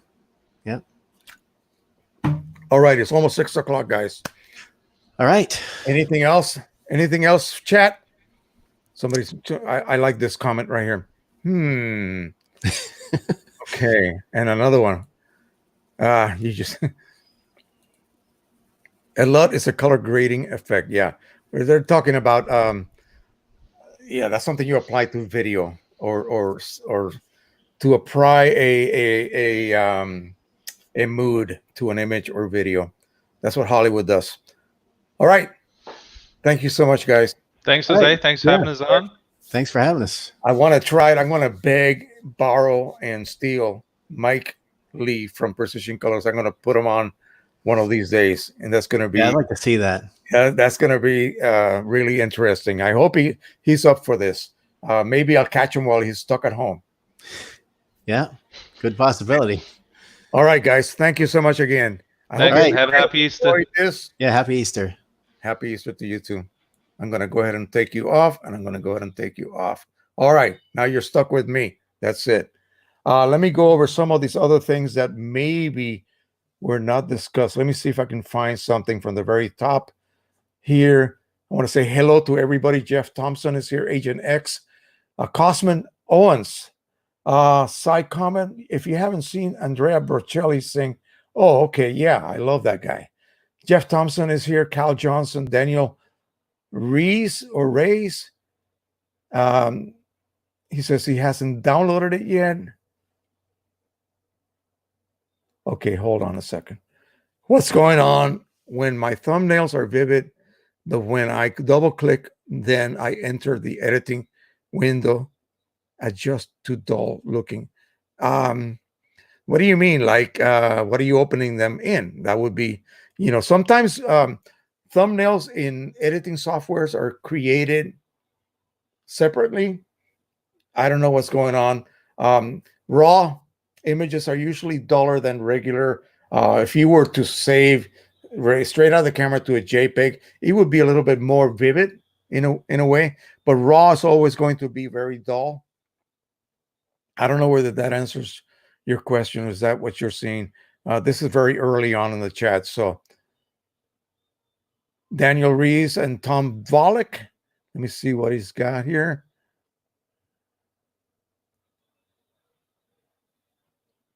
Let's see. Jim Ewing is here, and he had a question. Purchase QIMAGE to able to print images that I be selling on Etsy.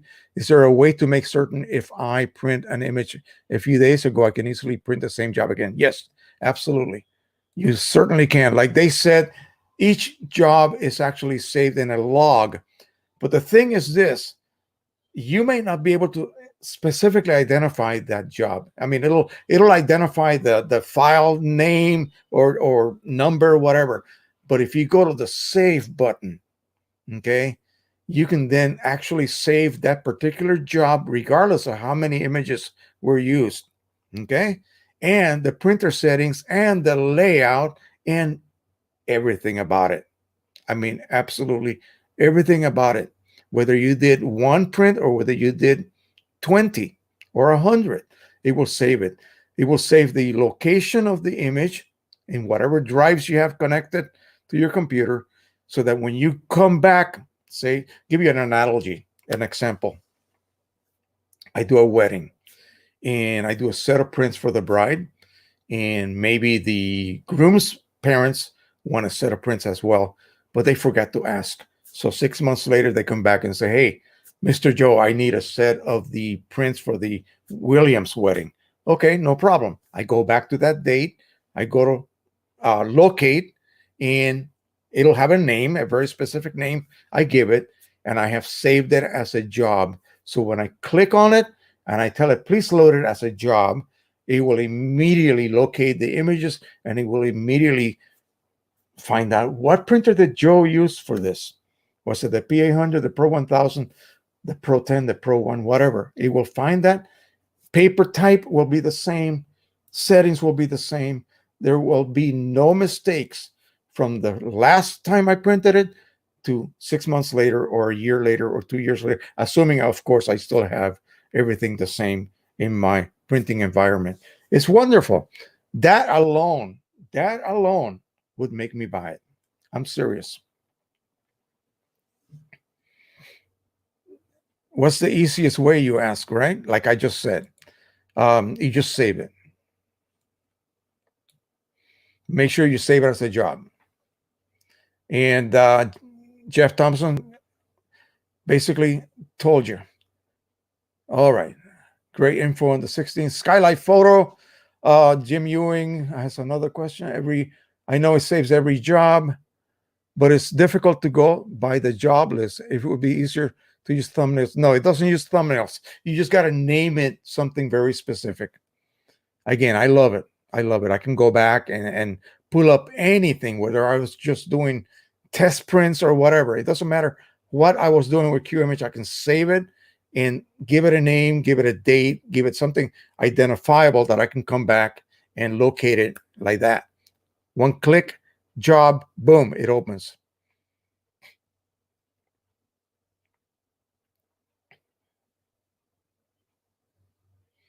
Cindy says, we're way ahead of you with masks in New York. Well, I'm glad to see that.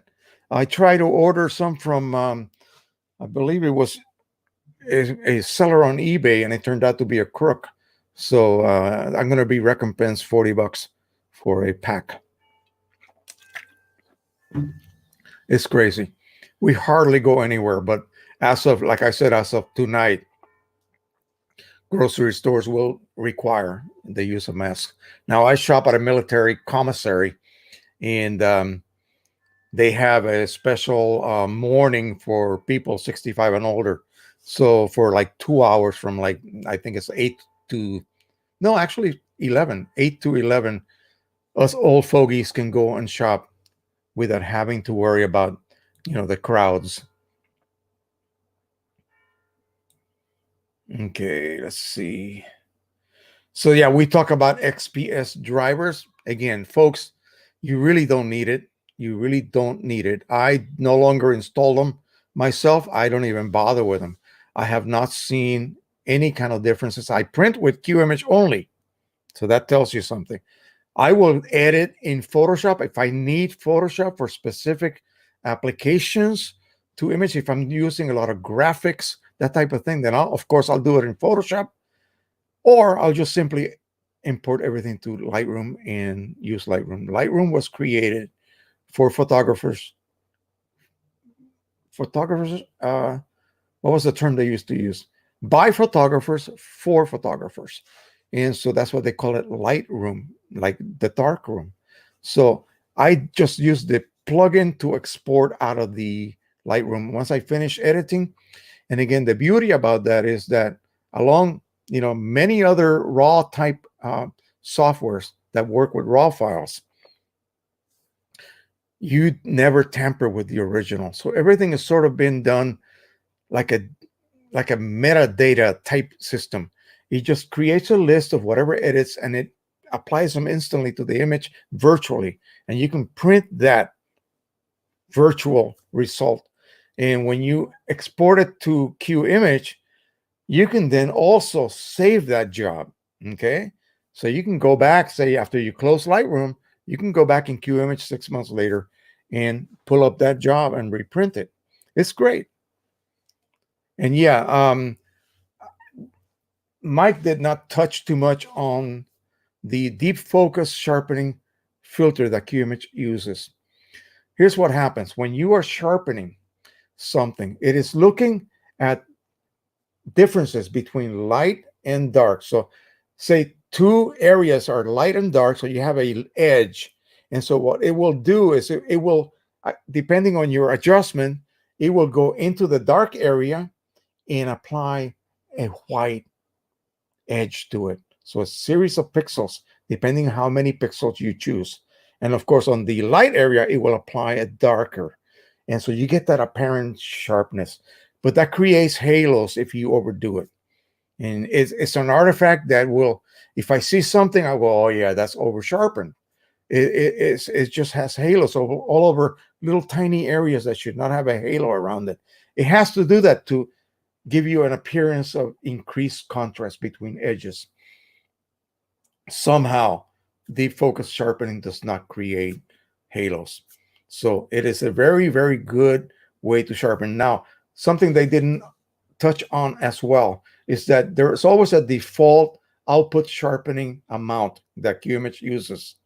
And also, if you load up an image that you may have edited elsewhere, exporting it into QIMAGE, of course, or directly import it into QIMAGE, you can simply set, because the important thing with most images is to have something adjusted so that the deepest shadows on that image, the deepest portions of that image are not black.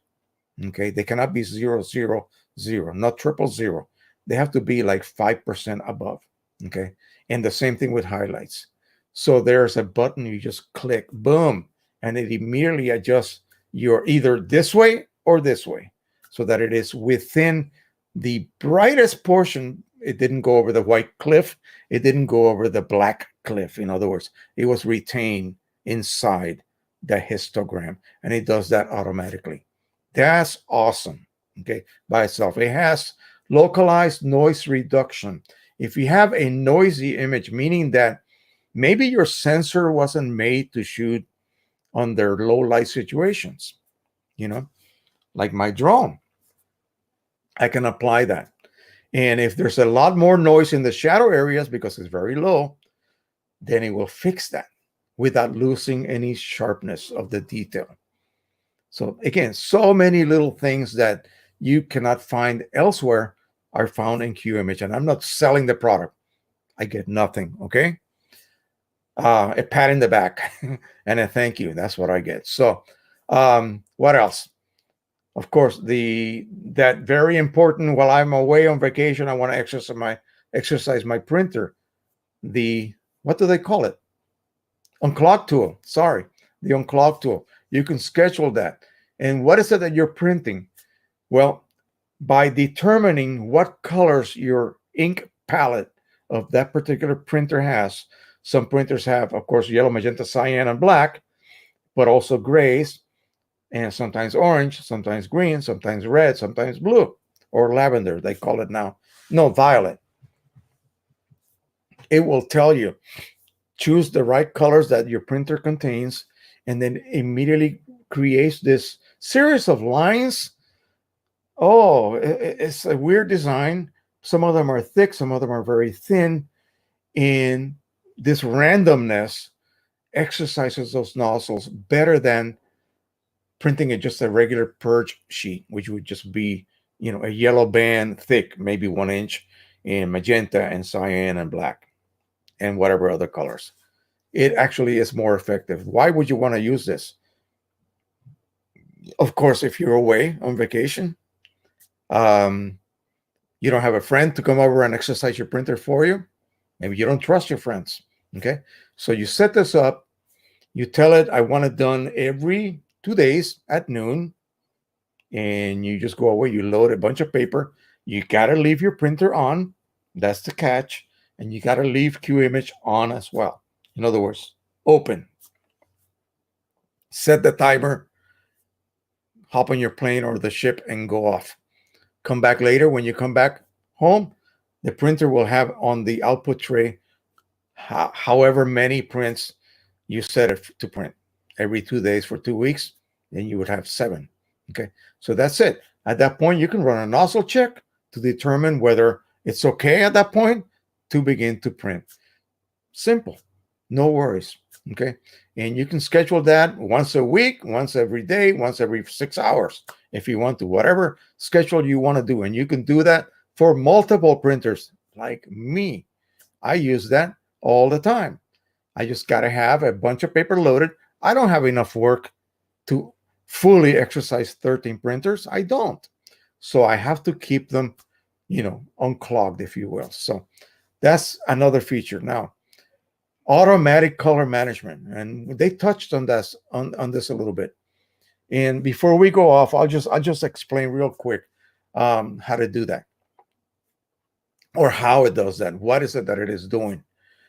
Basically, what it's doing is disallowing you, the user, from making a mistake that would cause double profiling. So it's either or. I mean, 2 entities cannot control color, and 2 entities should not be not controlling color unless you're printing a profile chart. That's the only time.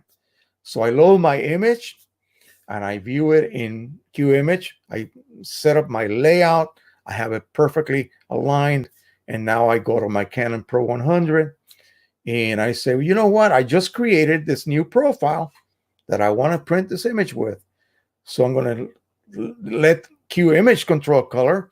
I'm going to click on the profile tab. It's going to load up the profiles. I have a choice right here. I have over 1,000 profiles loaded on my hard drive. So how the heck am I going to look through so many profiles to find that one that I want to print with? I click on a little magnifying glass. Now, if I named the profile correctly, it will be near the top. It will be near the top alongside the Canon Pro 100 profiles for that particular paper. Why? Because on the driver, I said Pro Luster, high quality, whatever. And I went back to the profile tab and hit the little magnifying glass. It's called a suggestion. And it will then suggest a series of profiles that are closely related to that particular exact paper. I can click on my custom profile. If I didn't name it correctly, it would be someplace else. It wouldn't be able to be found logically speaking. So I click on my profile. The minute that I do that, whether I did or did not set the driver correctly, and what am I talking about? I can't tell you what it is on a Mac, but in Windows, on the regular main tab, there's a box that says color/intensity manual adjustment. You click on that, it opens up another page or window where you can manually adjust magenta, cyan, yellow, red, green, blue, and density and contrast. But I don't need to do that. I don't need to do that because my prints always come out matching my monitor. So what do? I go to matching and I set the driver to none. Okay. That means the driver is correctly set now. It is not controlling color, and QIMAGE is going to control color through what? That ICC profile that I made for that particular paper using my Pro 100 with Precision Color Signature Edition inks. Whatever. Anybody else's inks as well. It doesn't matter. whatever I use to create that profile with is what will be used. So at that point, I will get no notice because I manually set it to the correct setting. QIMAGE is controlling color. My driver is not. It's set to none. But what if I had it set to ICM or printer matching? That means that the driver is going to want to control color through what? By using the Canon ProLuster profile. There's going to be a conflict, right? If I print, this is 6-7 months ago, that would happen. I would tell QIMAGE to control color, load my profile, and damn it, I forgot to turn off color matching in the driver. I would have a double profile print. That doesn't happen anymore. When I tell QIMAGE, I'm going to repeat myself, when I tell QIMAGE to control color, it will automatically flash a little message that says the driver settings have been changed. Boom. Even if I on purpose try to screw up, try to fool it, it will not let me. It will always tell me either the driver settings are correct or they're not. And then it's going to perform the correction for you. Oh man, if I was Mike, I would pat myself in the back for that feature. Again, that's another one of those must-have features. The printing side of it, forget it. There's nothing better. The ability to save jobs and recall them at any time in the future, assuming you have not changed your hardware or anything like that. The ability to print those so-called unclog charts, again, that's awesome. And while you're away in Italy, whatever, after the pandemic, you can go travel the world. Your printer will be taken care of for you, assuming you don't have a power outage or something like that. But you can always use one of those battery things. What else? No double profiling. It's like gone. It's as if it never existed. And the ability to print charts. If you're going to create profiles on your own, if you're going to order profiles from me, use QIMAGE to print those charts that you download from my site. Done. The profiles will be perfect. They will not be broken, like Mike was saying. Okay, that's it. So I hope you guys enjoyed this. This was really awesome for them to spend Sunday, Easter Sunday, with us. You just don't know how much that hit me when I heard that they will be able to do that for us. All right. Let me see what else we got here. If there's anything else that we need to discuss, let me scoot on down here. Oh, I know that you guys were talking about if there's a way to use the plugin through something else other than Adobe products. I don't know whether they're going to incorporate that feature. I don't think they saw that. It would be great. It would be great to be able to use some of the other raw type editing tools and then be able to also export out. But I think they have to get permission from the company that owns Luminar or any of the other type of tools. So I think they were able to work hand in hand with Adobe to, attain that permission. Yeah, so it will not, Corel Paint Shop Pro. No, that will not work with that. Unfortunately.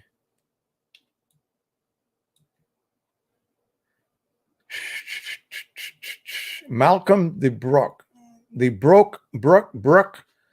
have a question. Let me see. Let me post that. I've QIMAGE Ultimate. I have enjoyed it, but I'm having issue causing my prints to have a green tint that I don't get in Lightroom. Again, it just has to do with settings. No, you say the settings are the same, but again, like he said, they're not. It cannot be. It cannot be unless the profile is reacting differently. Like you said, maybe there's something wrong with the profile and Lightroom is sort of fixing it for you without letting you know. So you never really know there's something wrong with the profile, and yet QIMAGE is not going to do that. It's going to use it as is, and of course you're going to see a greenish tint. Okay, when I make a profile, it will work with Photoshop, Lightroom, QIMAGE. I don't care what I use. Okay, unless I make a mistake or I don't print the charts correctly, whatever. I once saw a video from someone extremely knowledgeable in color management, and it was called "Not All Profiles Are the Same," meaning that even the big boys that create profiles for paper manufacturers, sometimes they create a bad profile. What can I say? Okay, that's it. Let me see what else we got. What is the largest print file size? I think he said 1 gig. That's Robert Smeltzer. Hello, Robert. Yeah, 1 gigabyte is what he said. That will change when we go to 64-bit. All righty. And I think their explanation about the problem with the Mac drivers and Canon and Epson, okay? Whereas Windows is basically, I can go back, I got a 1400 installed, and the driver's ancient, and it works. I don't care how many times my Windows gets updated. Unfortunately, that doesn't happen with Mac. Mac decided to not have older drivers work simply because they went from 32 to 64-bit. I think that was the explanation. So what you got to do is just make sure when you update to a new OS level version, delete your driver and then go to Canon or Epson and see if they have, or maybe you should do that prior to updating. Yeah. Sometimes people are a little bit too anxious and they kind of update without thinking. Oh, there's an update, let's get it. Same thing happens with drone technology. People see an update in firmware, they download it, they install it, and now the drone is acting wonky. They should have let things alone. If it ain't broken, yeah. So what's offered in a new OS anyway? I mean, it's got to be something really dramatic for me to want to update. Okay, especially if I was getting great results. And this has nothing to do with the ease of use of Mac or the opposite when it comes to Windows. It has to do with if you're a photo printer and you're using a MacBook Pro for that specific reason, don't update unless it's absolutely necessary. Check the Canon Epson sites, see if they have a new driver that is made for that new update, and then you won't have any problems. Okay, you should not have any problems.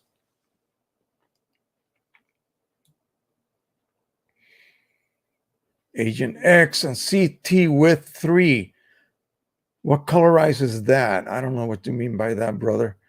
Jose, are you creating a LUT or the actual profile? What I think that refers to the camera profiles. Yeah. Here's the thing. Let me see if I still have it here. And the one that he had, it was just huge. Huge. Sound like Trump now. Okay. I'm just going to show you. So what you're going to do, you're going to photograph this.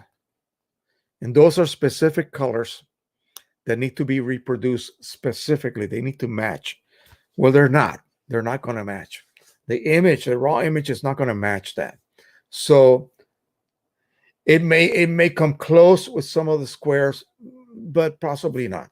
So the software will scan that image. You take a nice close-up of it and you load it in Lightroom or Photoshop. At first, I think for Photoshop, you need to load it in the software first. I think Lightroom takes care of it instantly for you.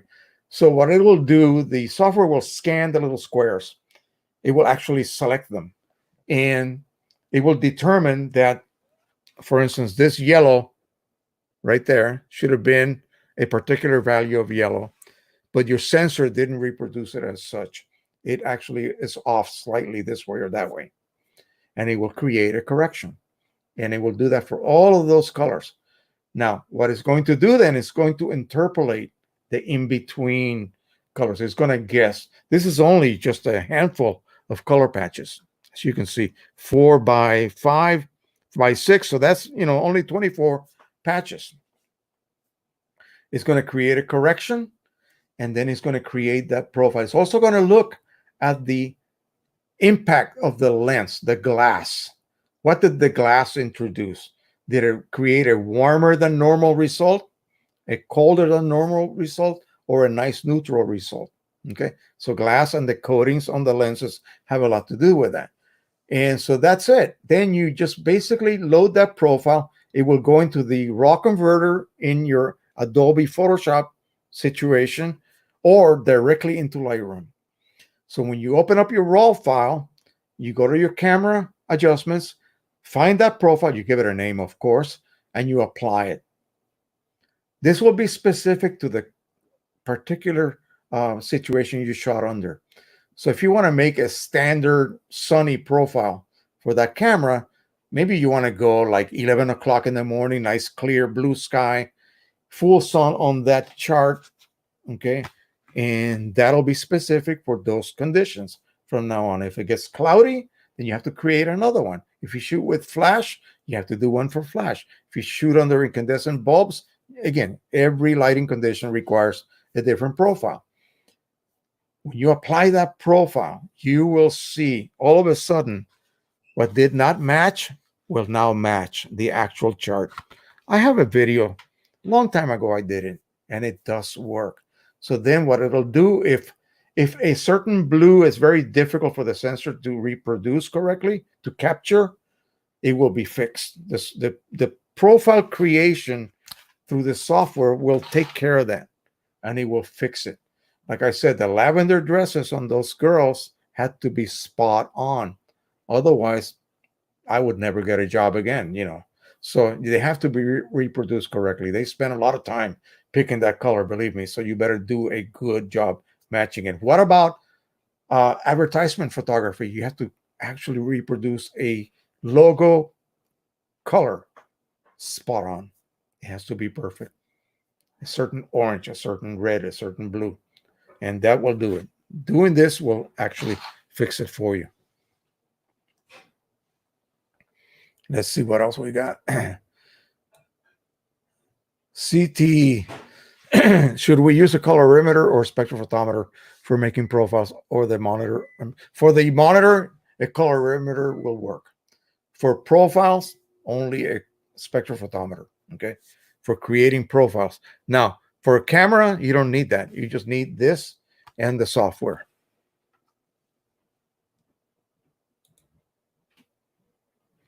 If you're rendering your own raw files, how does it go with the X-trans sensors? I have no idea what that is. That was Gas Oris. Let me put it up. I have no idea what X-trans sensors are.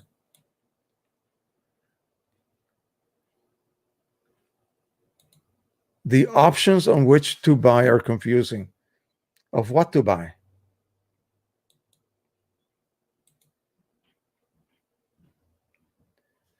There you go. Exactly what I said. All right, let's keep going here. We got about another 35 minutes here. See what else we can talk about. If you want to make profiles for your, yeah, okay, so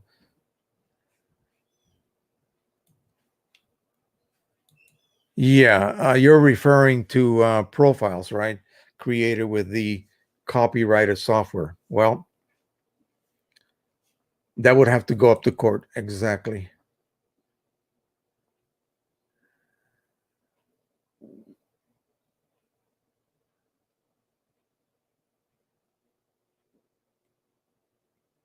All right. Let's see. My new paper, HM Burrito Satin Hanamiel, cost a head strike. Are there numbers?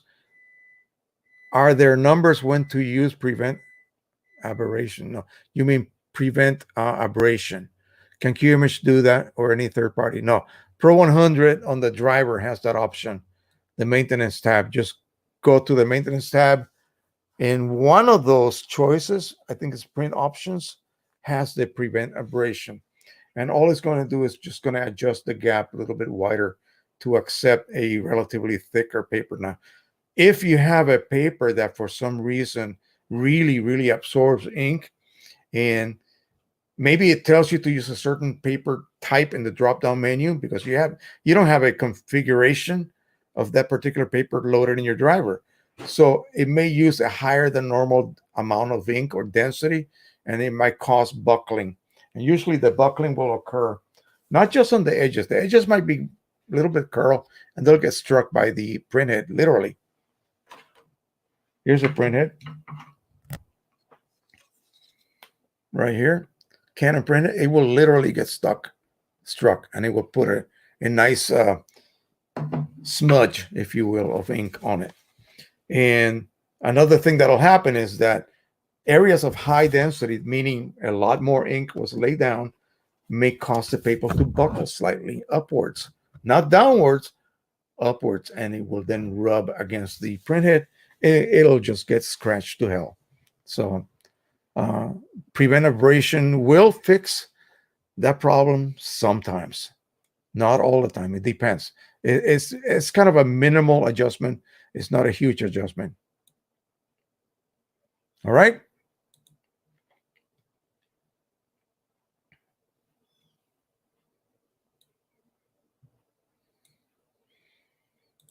DNG, I think you're referring to another type of raw file, like Nikon uses. Yes. All right, Michael Barrett. So if there's no driver available for the printers, this software is not going to help me at all because it's not a driver substitute, right? Sorry, I came in late. Okay, so yeah, it is not. It is not. It still requires the actual driver. It's working through the driver. It's doing all the work and then sending it to the driver, just like Photoshop or Lightroom would do. It just does it differently. Only a RIP can take over the existence of a driver, and not all RIPs will work with just any other printer either.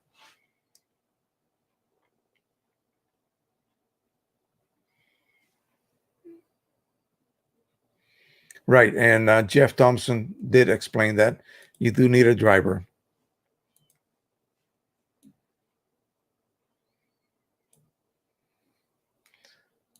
Under 400, yes, I think you're referring to the maximum height, but my area is completely locked down against flying. So even in my yard, I'm not supposed to do that.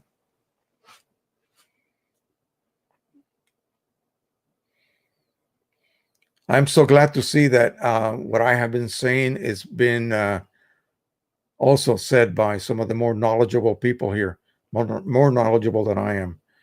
So I'm glad.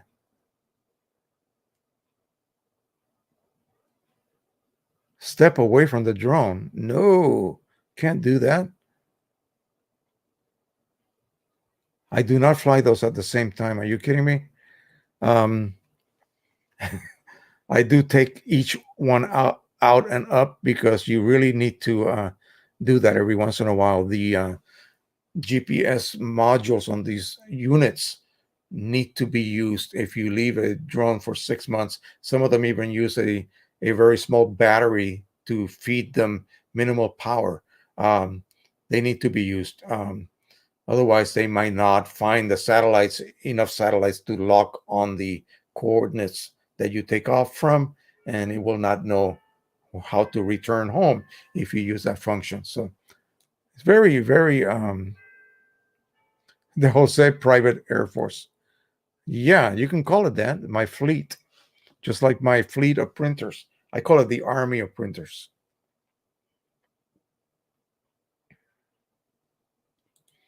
All right, Jeff Thompson, obviously you get better results with printers designed for photo printing as opposed to general office inkjet printers, of course. The one that I originally mentioned brought up the person that was having a problem with the yellow channel. That was simply a 6-color total printer. And even though he said that it produced beautiful results when it was working. 6 colors is plenty, especially for dye ink printers. Basically, it's using 5 because the 6 color is matte black, which is only used for text type printing. It's enough. You just don't have, you rely on the dithering that Mike was talking about to be able to produce very smooth transitional tones between colors. And you only have a certain number of dot sizes that you can print with. Okay. The smaller the dot, the more spacing between the dots, the lighter a shade of color will look on paper. The denser, closer together, the larger the dot, the darker, more denser that particular ink color will produce on paper.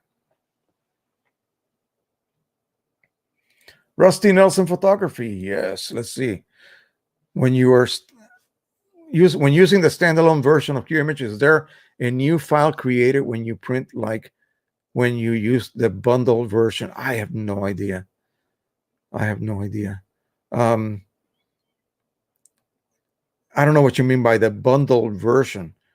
QIMAGE is a standalone program, so I don't know. Is there a new file? No, it doesn't really create a new file.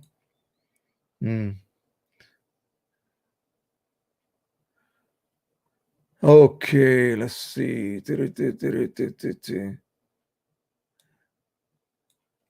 I think Zaz or Oris was talking about.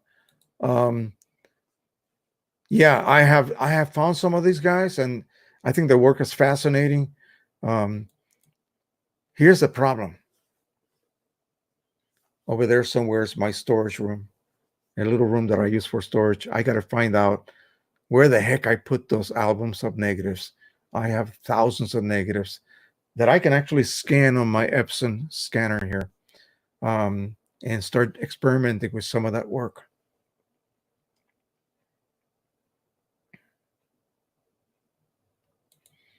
Cal Johnson says, tell me how to set from all display. I don't know what that is. Profile, printer profile, or driver setter. If I mix match, what causes? Yeah. Monitor profiles are just that.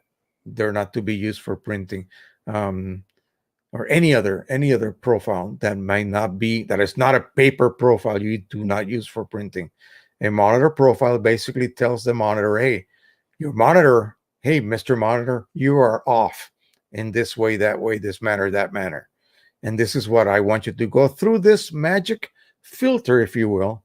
And from that point on, everything you display is going to be displayed correctly or as accurately as you're able to do so. That's all that is for. It's for you to be able to have your monitor display your images accurately. It's not for printing. So I don't know whether that's what you meant by that question, but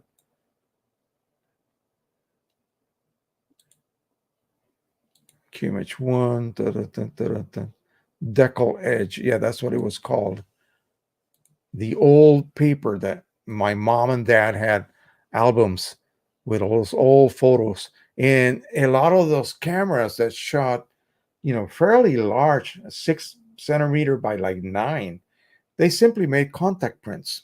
That's it. They did not have enlargers that could handle that. So they just made a contact print and let you live with that.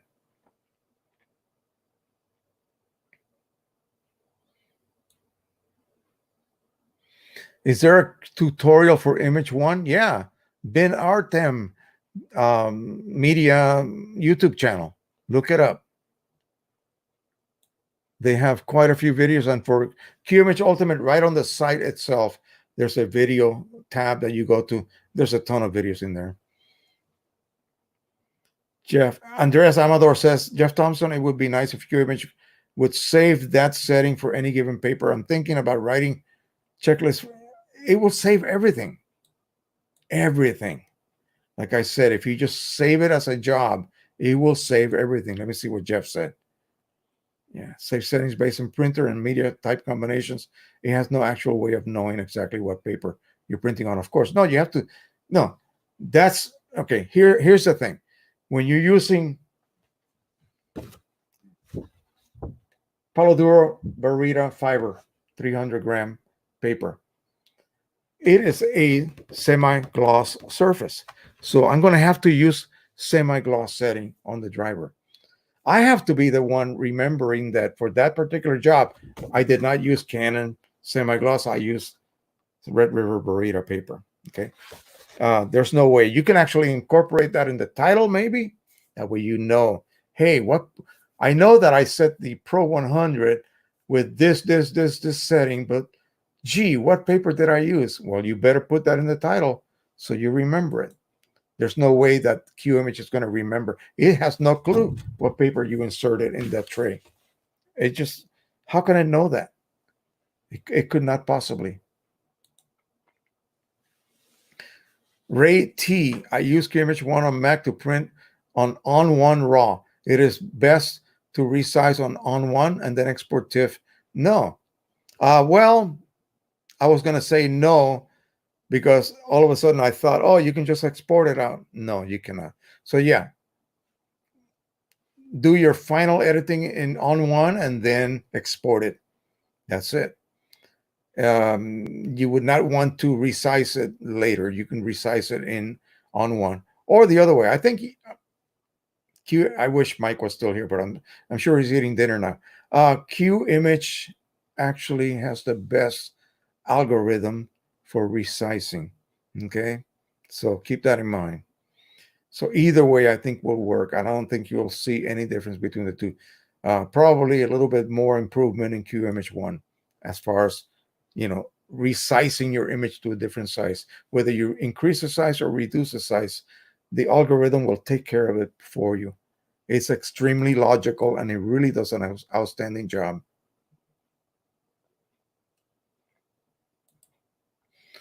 Benartem Media says you can save custom printer settings and name them for your paper type. That's what I just said. Jeff Thompson. Let's see. Your paper manufacturer may recommend to use Canon Pro Luster as a media type, but your paper is 300 grams. So you need to set prevent paper abrasion. So yeah, the surface of the paper, the type of surface is what will determine what paper choice they tell you to choose on the regular driver. Here's the thing.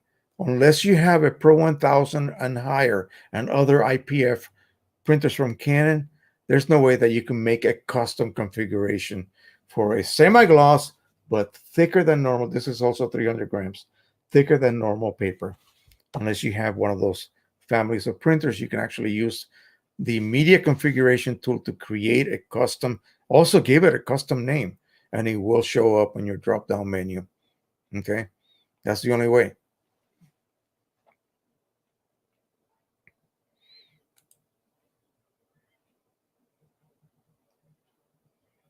Yeah, all you got to do is look this up in YouTube, guys. Okay, you'll find it.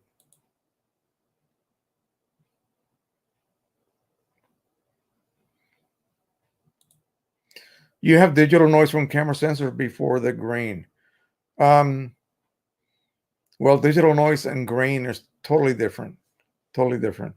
Digital noise is basically weird. It's got color in it. It's like a bunch of little rainbows in your deep shadows. That's not green at all. I don't think they want to disclose what might be on the horizon. It depends. The more you feedback those two companies with your needs or your wishes, the more that they will then react to try to incorporate whatever it is that you're wishing for. Some things are possible, some things are impossible. I would never have believed automatic color management. Never in your life. And there it is. Okay.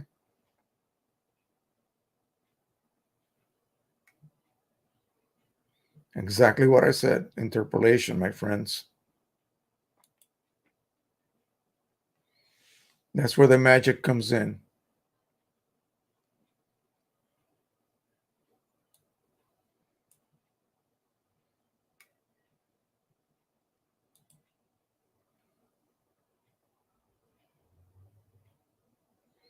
Moray patterns, that's what we had to deal with when we were doing halftone.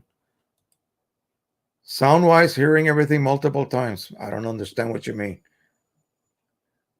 Maybe echo. I know one of the guys has this speakers on. That's the other thing you have to do when you live stream. Turn off the speakers.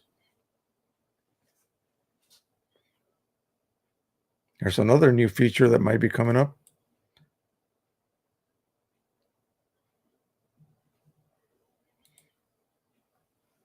So can I save the prevent aberration, not aberration, aberration checkbox setting? Yes, you can. Once you set it, here's what happens. Every time you print, it's not going, you cannot just walk away and come back and hope that the print was printed. No, it's going to give you a secondary notice, and you have to then tell it, yes, I want you to print. Yes. So it's not going to print it automatically, especially if you have multiple jobs going. So you have to be at your computer to allow it to continue to print. That's the only catch.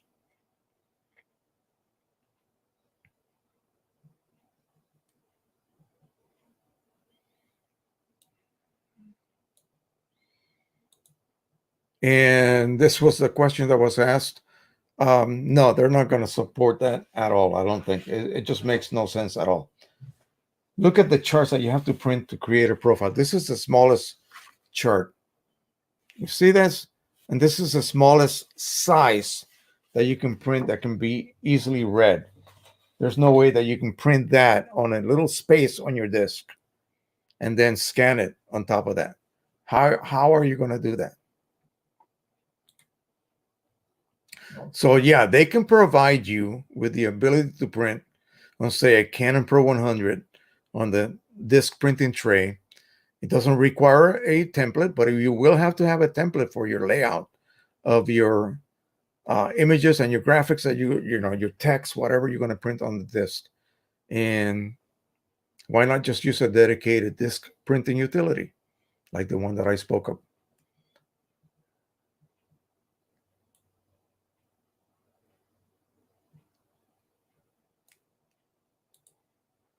Okay, so this is something that is not so easy to do using this system because they would have to be the ones broadcasting. Okay, I'm sorry.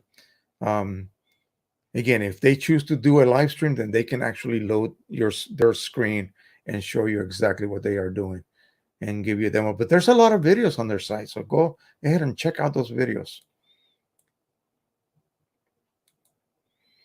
Colorimeter or spectrophotometer for calibrating. Depends what you're calibrating.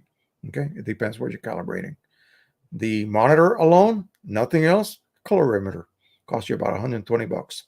If you want to do that plus profiles, then a spectrophotometer costs you about $5 minimum. X-ray is the best, okay?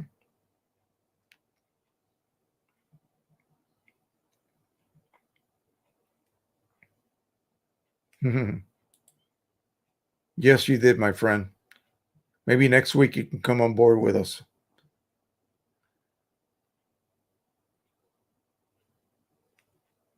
Ah, there you go. See? Okay.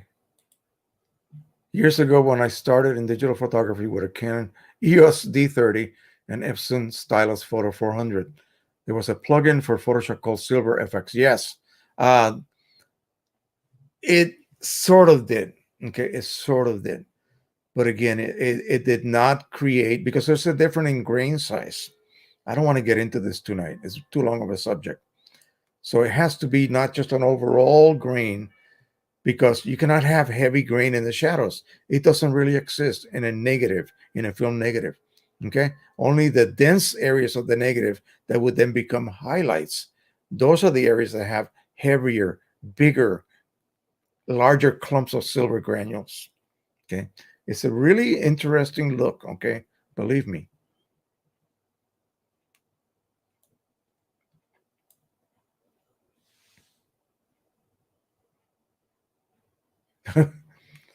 We got one of these some once in a while. Okay, I don't know how I got here, but it's not for me. Bye-bye. Well, I hope you learned a tiny little bit, maybe. Hopefully.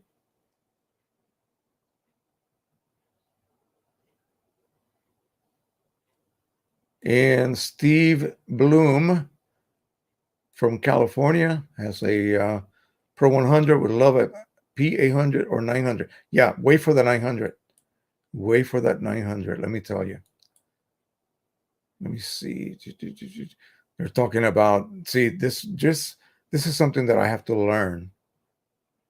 But again, I'm only going to learn it if I ever jump over to Mac, which I don't think I'll ever do that. But I'm just too involved right now with Windows. Does anybody have any clue how many people we've had at any time during the stream? Since you guys are watching on YouTube, I don't have access to that information here.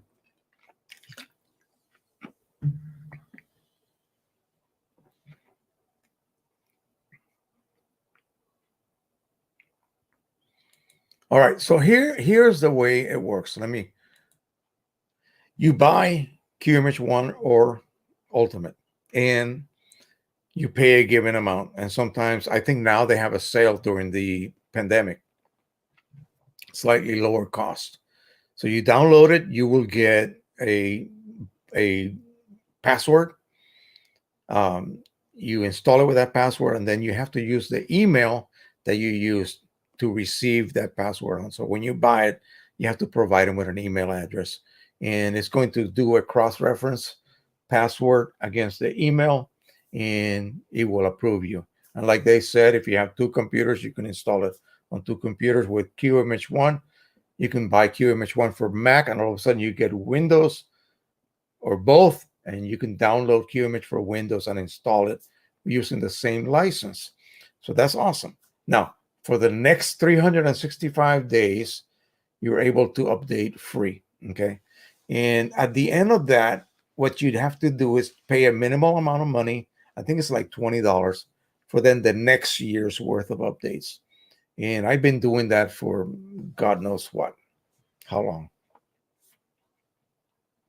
So it's rather easy and not too hard on the pocketbook either. And like I said, the features that it has, that would be a seller for me. A brainless, what is it? No brainer, not brainless, no brainer. I'm brainless. Yeah.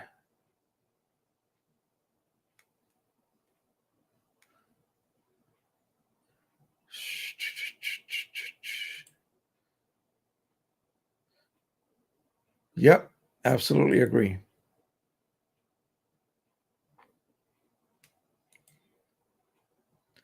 No, Ultimate does a myriad of other things that QIMAGE 1 does not do. But you may not want to deal with those. And it has an editing suite. It has a color selection or selective color editing, all kinds of stuff that to be truthful, I never use. Okay. I really never use. I do everything in Lightroom, and then I export to QIMAGE to print.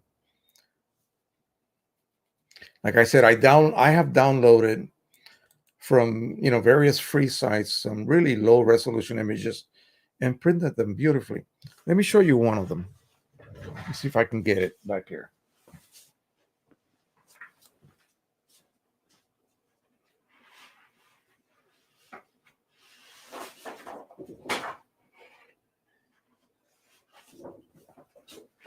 Let me turn my captain's chair around. It's upside down. This was provided to me by a viewer from Australia. She's a wonderful photographer, baby. She specializes on little babies. Her work is amazing. Also, she did some very high glamour type photography for ladies. Again, this image was not even capable to be printed, maybe maximum letter size. Okay, it didn't have sufficient resolution to go beyond that. Any other software, you would begin to see a degradation of image quality. QIMAGE killed it. I mean, it just knocked it out of the park. How big is that? 17 by 25, I believe. Pro 1000. And no, I do not have the new firmware installed.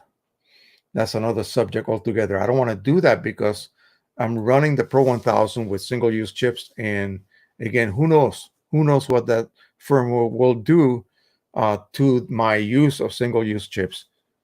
Maybe won't let me use them any longer, so I am not going to take a chance and install that just simply to gain up to 47 inches of length.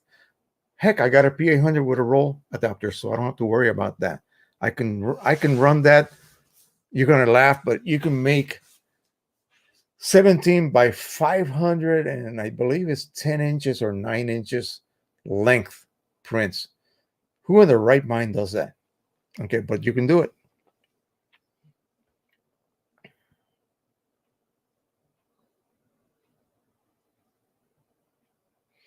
Is there a, wait a minute, let me see.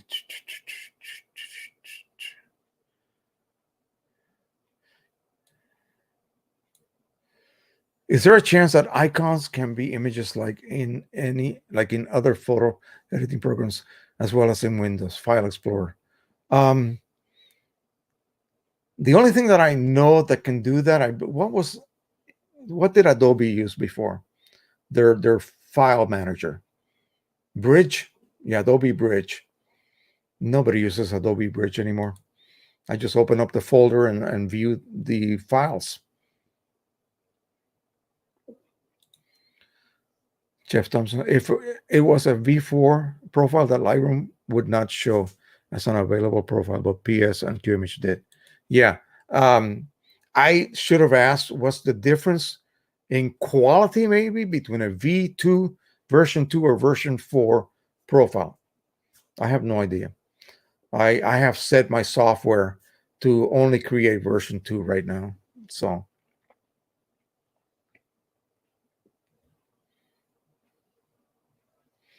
what is the difference between a camera profile and a LUT? The camera profile is indeed a LUT per se, that corrects errors in rendition by the sensor and the lens.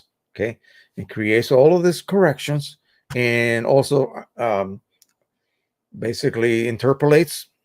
Remember, there's only 24 patches, so it has to interpolate. A LUT, in my use, when I do video editing of my flights with my drones, I apply a LUT, which is basically a lookup table. So it applies a look to the image. Hollywood does that all the time, called color grading. So, you know, you want to have a mysterious look to your video, you apply a bluish LUT. Yeah, it's not linear. It's just maybe shadows are blue, highlights may be a little bit warm, and the midtones neutral. You want to have a gritty desert-like look, you apply a look that applies a lot of sepia and brown to the colors. You still see the other colors popping through, but they're sort of muted. Okay, so that's to me, a LUT is something that's already put together and you apply to a. You can apply it to a photo, you can apply it to video, you can apply it to anything that's image based. Yeah, a color grading effect, but it's really a lookup table is what it's called. That's what the little acronym means. Let me make sure that I didn't lose my way.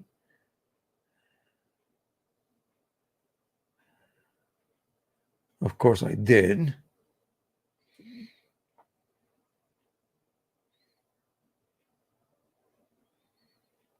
Wow, Saeed Ahmad, we just got 2 thumbs down. Why? Gee, is that a thumbs down? Really? Let me show you. Why? It's a look down or something? I hope it wasn't a thumbs down. That's not nice.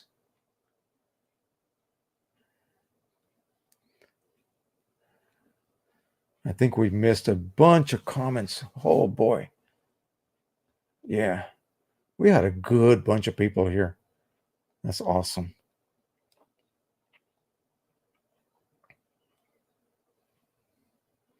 Yeah, I certainly did. I don't think I've ever had this many comments ever. Okay, here we go.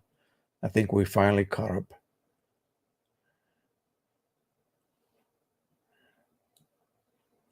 I like David Culpepper's with a okay.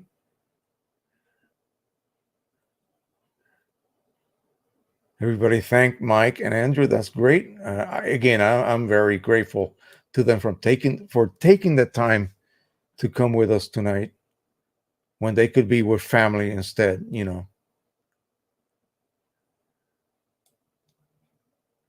Okay.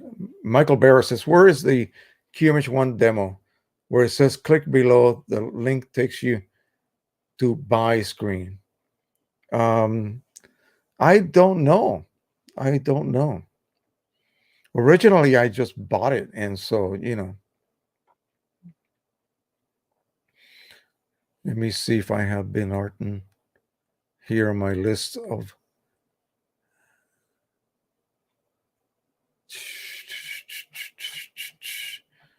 I got too many bookmarks.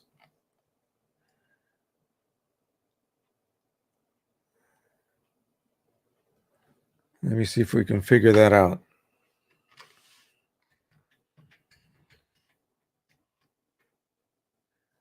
Okie doke.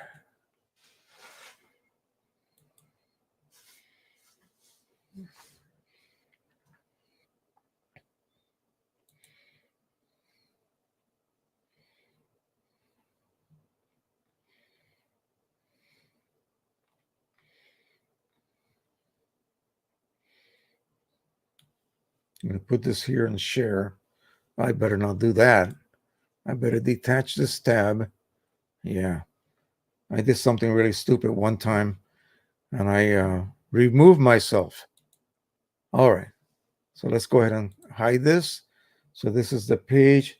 Let's go to support and downloads. That is downloads.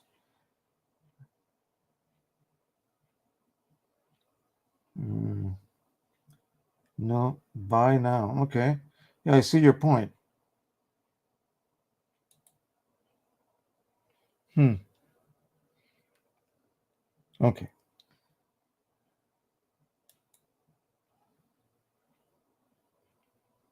That's just the change log.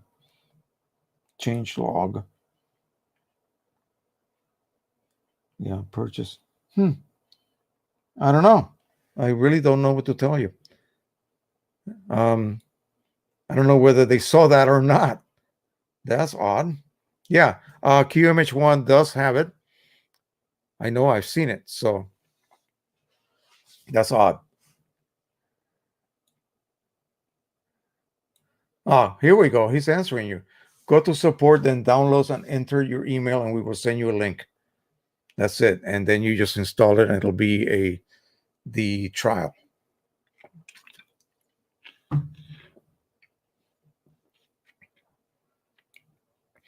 I'm a bit behind here, so you'll have to forgive me. Let me go ahead and close that. Okay. And the viewer did find it, so that's good. Let's see what else is available. Okay, so here's the thing, guys. So AP says I set up my Epson Workforce Pro R5690, and it says maintenance box not installed, and it's installed correctly. Well, it might be the chip not being recognized or not being in contact with the reader. I don't know what else to tell you.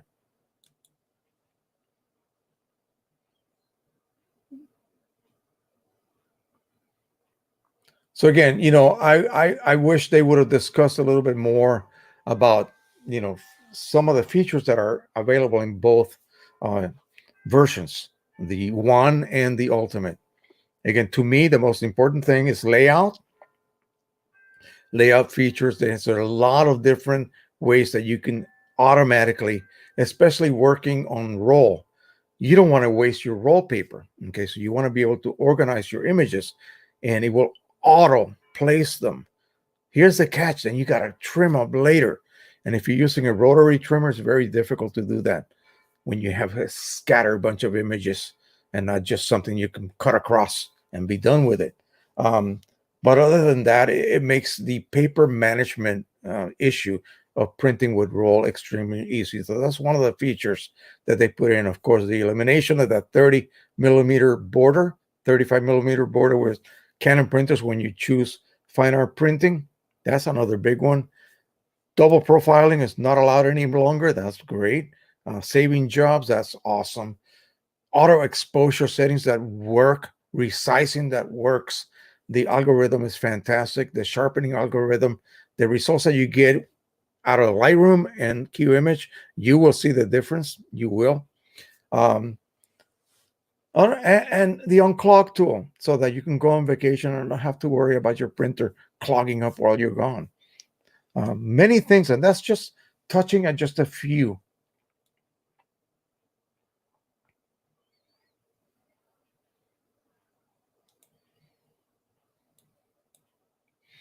Jose, when you go on a location for a session, do you shoot a color checker image? Yes, every time. Yep. I did a video. Look it up in my maintenance, my color management section or playlist. Okay. I demonstrate that in Lightroom. And these were shots that I did one of our trips to Disney World. Simply put, all I did was create a camera profile for that particular day. Again, the lighting may have changed slightly here and there, but I was trying to capture or correct colors that the sensor outright could not reproduce. Some greens in people's clothing, some reds, some blues. Wow. When you apply the filter, you just see the difference. Boom. It just pops and you go like, holy crap, this looks amazing. Yeah, where it does not before. It did not before.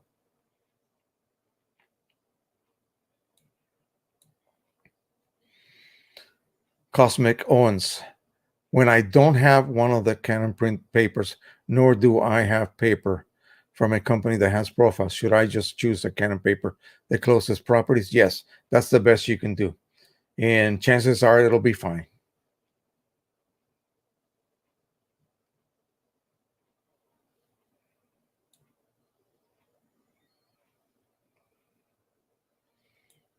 Okay.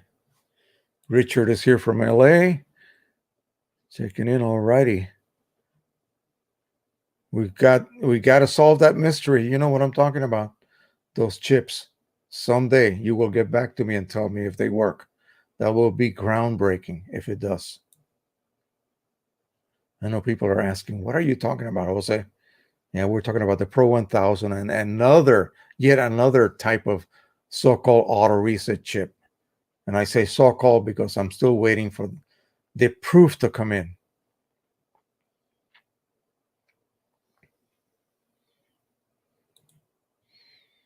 Try gigapixel. Yeah. There are problems with that. QIMAGE did a video of that. Gigapixel uses AI. And if you're doing a portrait, it's great for landscapes and things like that, but not so good for portraits. QIMAGE did a test using the standard image. And yeah, it does some really weird things, like introduce some artificial eyes on one of the girls' faces. Yeah, it did. It's amazing to watch. Okay. Yeah, I've tried it.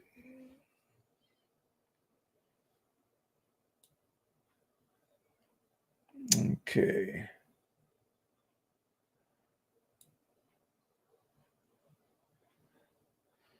Okay, let's see. Yeah,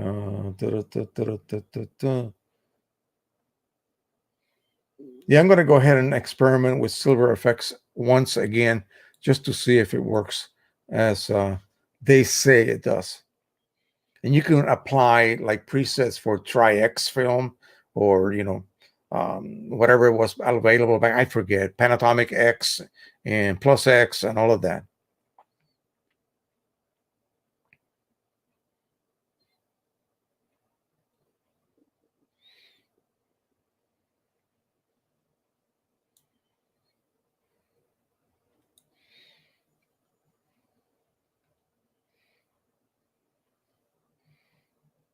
Okay, I'm just quickly looking through, make sure we didn't skip any questions. People are making suggestions about what software to use for different effects and things. Well, thank you, Chris Bell. Awesome. Thank you. Make sure you come back next Sunday if you're able. We always have something new to talk about. I'm going to talk to Mike from Precision Color, see if he's, willing to do this with us, and we can just talk all night about coming up with new ink sets. Yes, that's what they do best.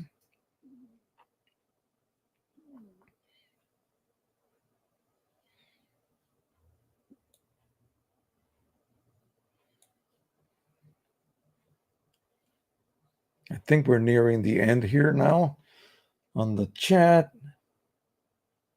Did anybody have a count as to Cosmin? Sorry, I apologize. I'm horrible at this. Cosmin, yeah.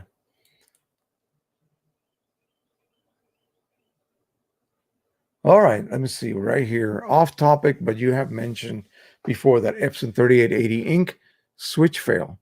Actually, that happens with any Epson printer that has an 8-channel printhead in 9 colors, and it has to, share one channel with 2 blacks.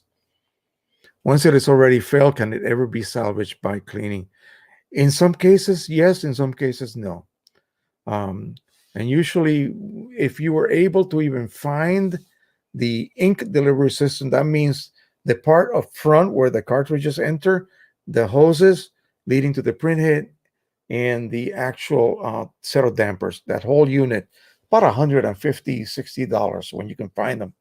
And then it has to be installed. Yeah, you can install just the valve itself, but you're not going to find a valve by itself. And if you didn't damage the valve by never switching, and then when you switch, the flapper, if you will, is stuck, and then it is ripped out of that. It's a Y converging into one single channel. Okay, so black over here for photo black, matte black, it converges into the center portion, and it enters one single black channel. That valve, that sort of it would be like 2 rivers converging into one, and you have a gate. That gate, if it's never been moved, it's going to be stuck and it's going to break. Okay, at that point, there's nothing much you can do. Now, the new printers, the new short color printers, they don't seem to suffer from that. I haven't heard any reports whatsoever.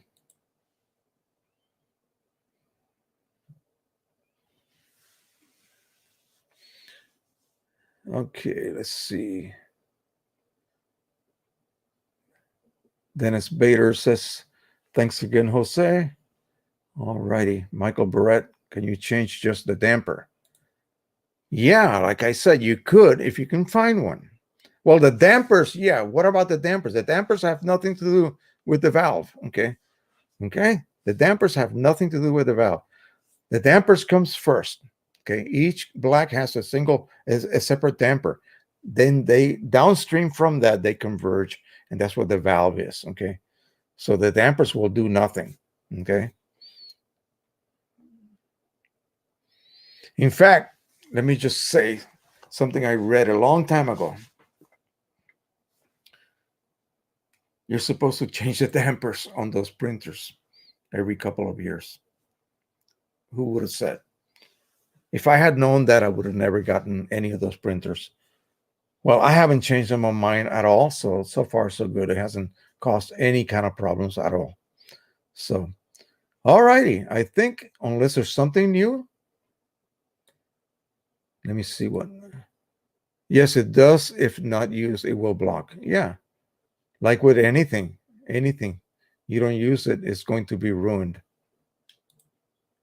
Viewer count was, wow, 100. Now 51. 51 is like more than I ever get. So this is awesome. I got to thank Mike and Andrew for this turnout.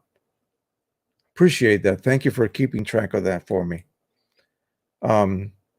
Next week, again, if I can land Mike Lee, yeah, it'll be just outstanding.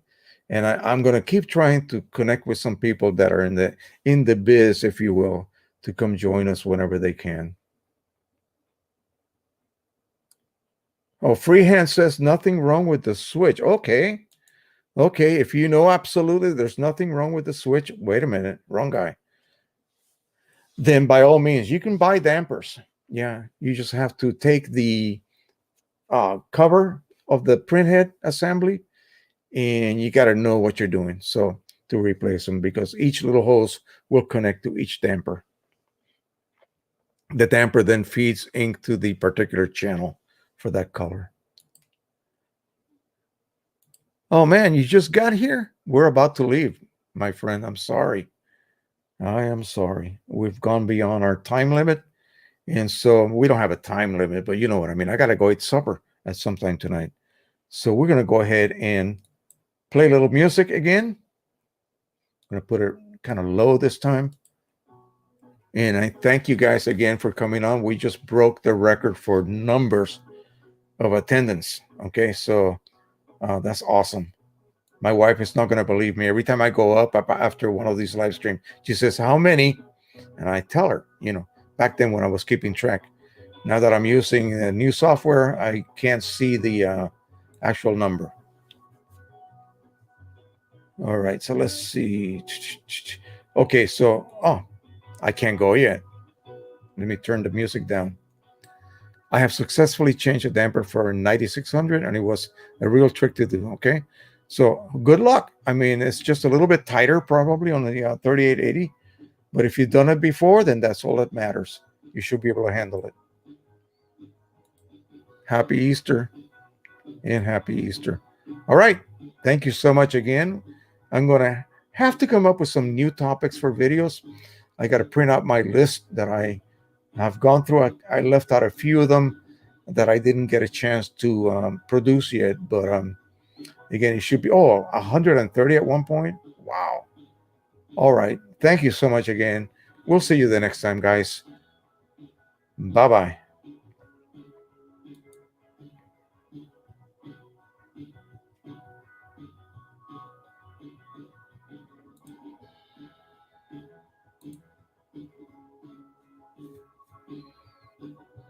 This is the best one right there.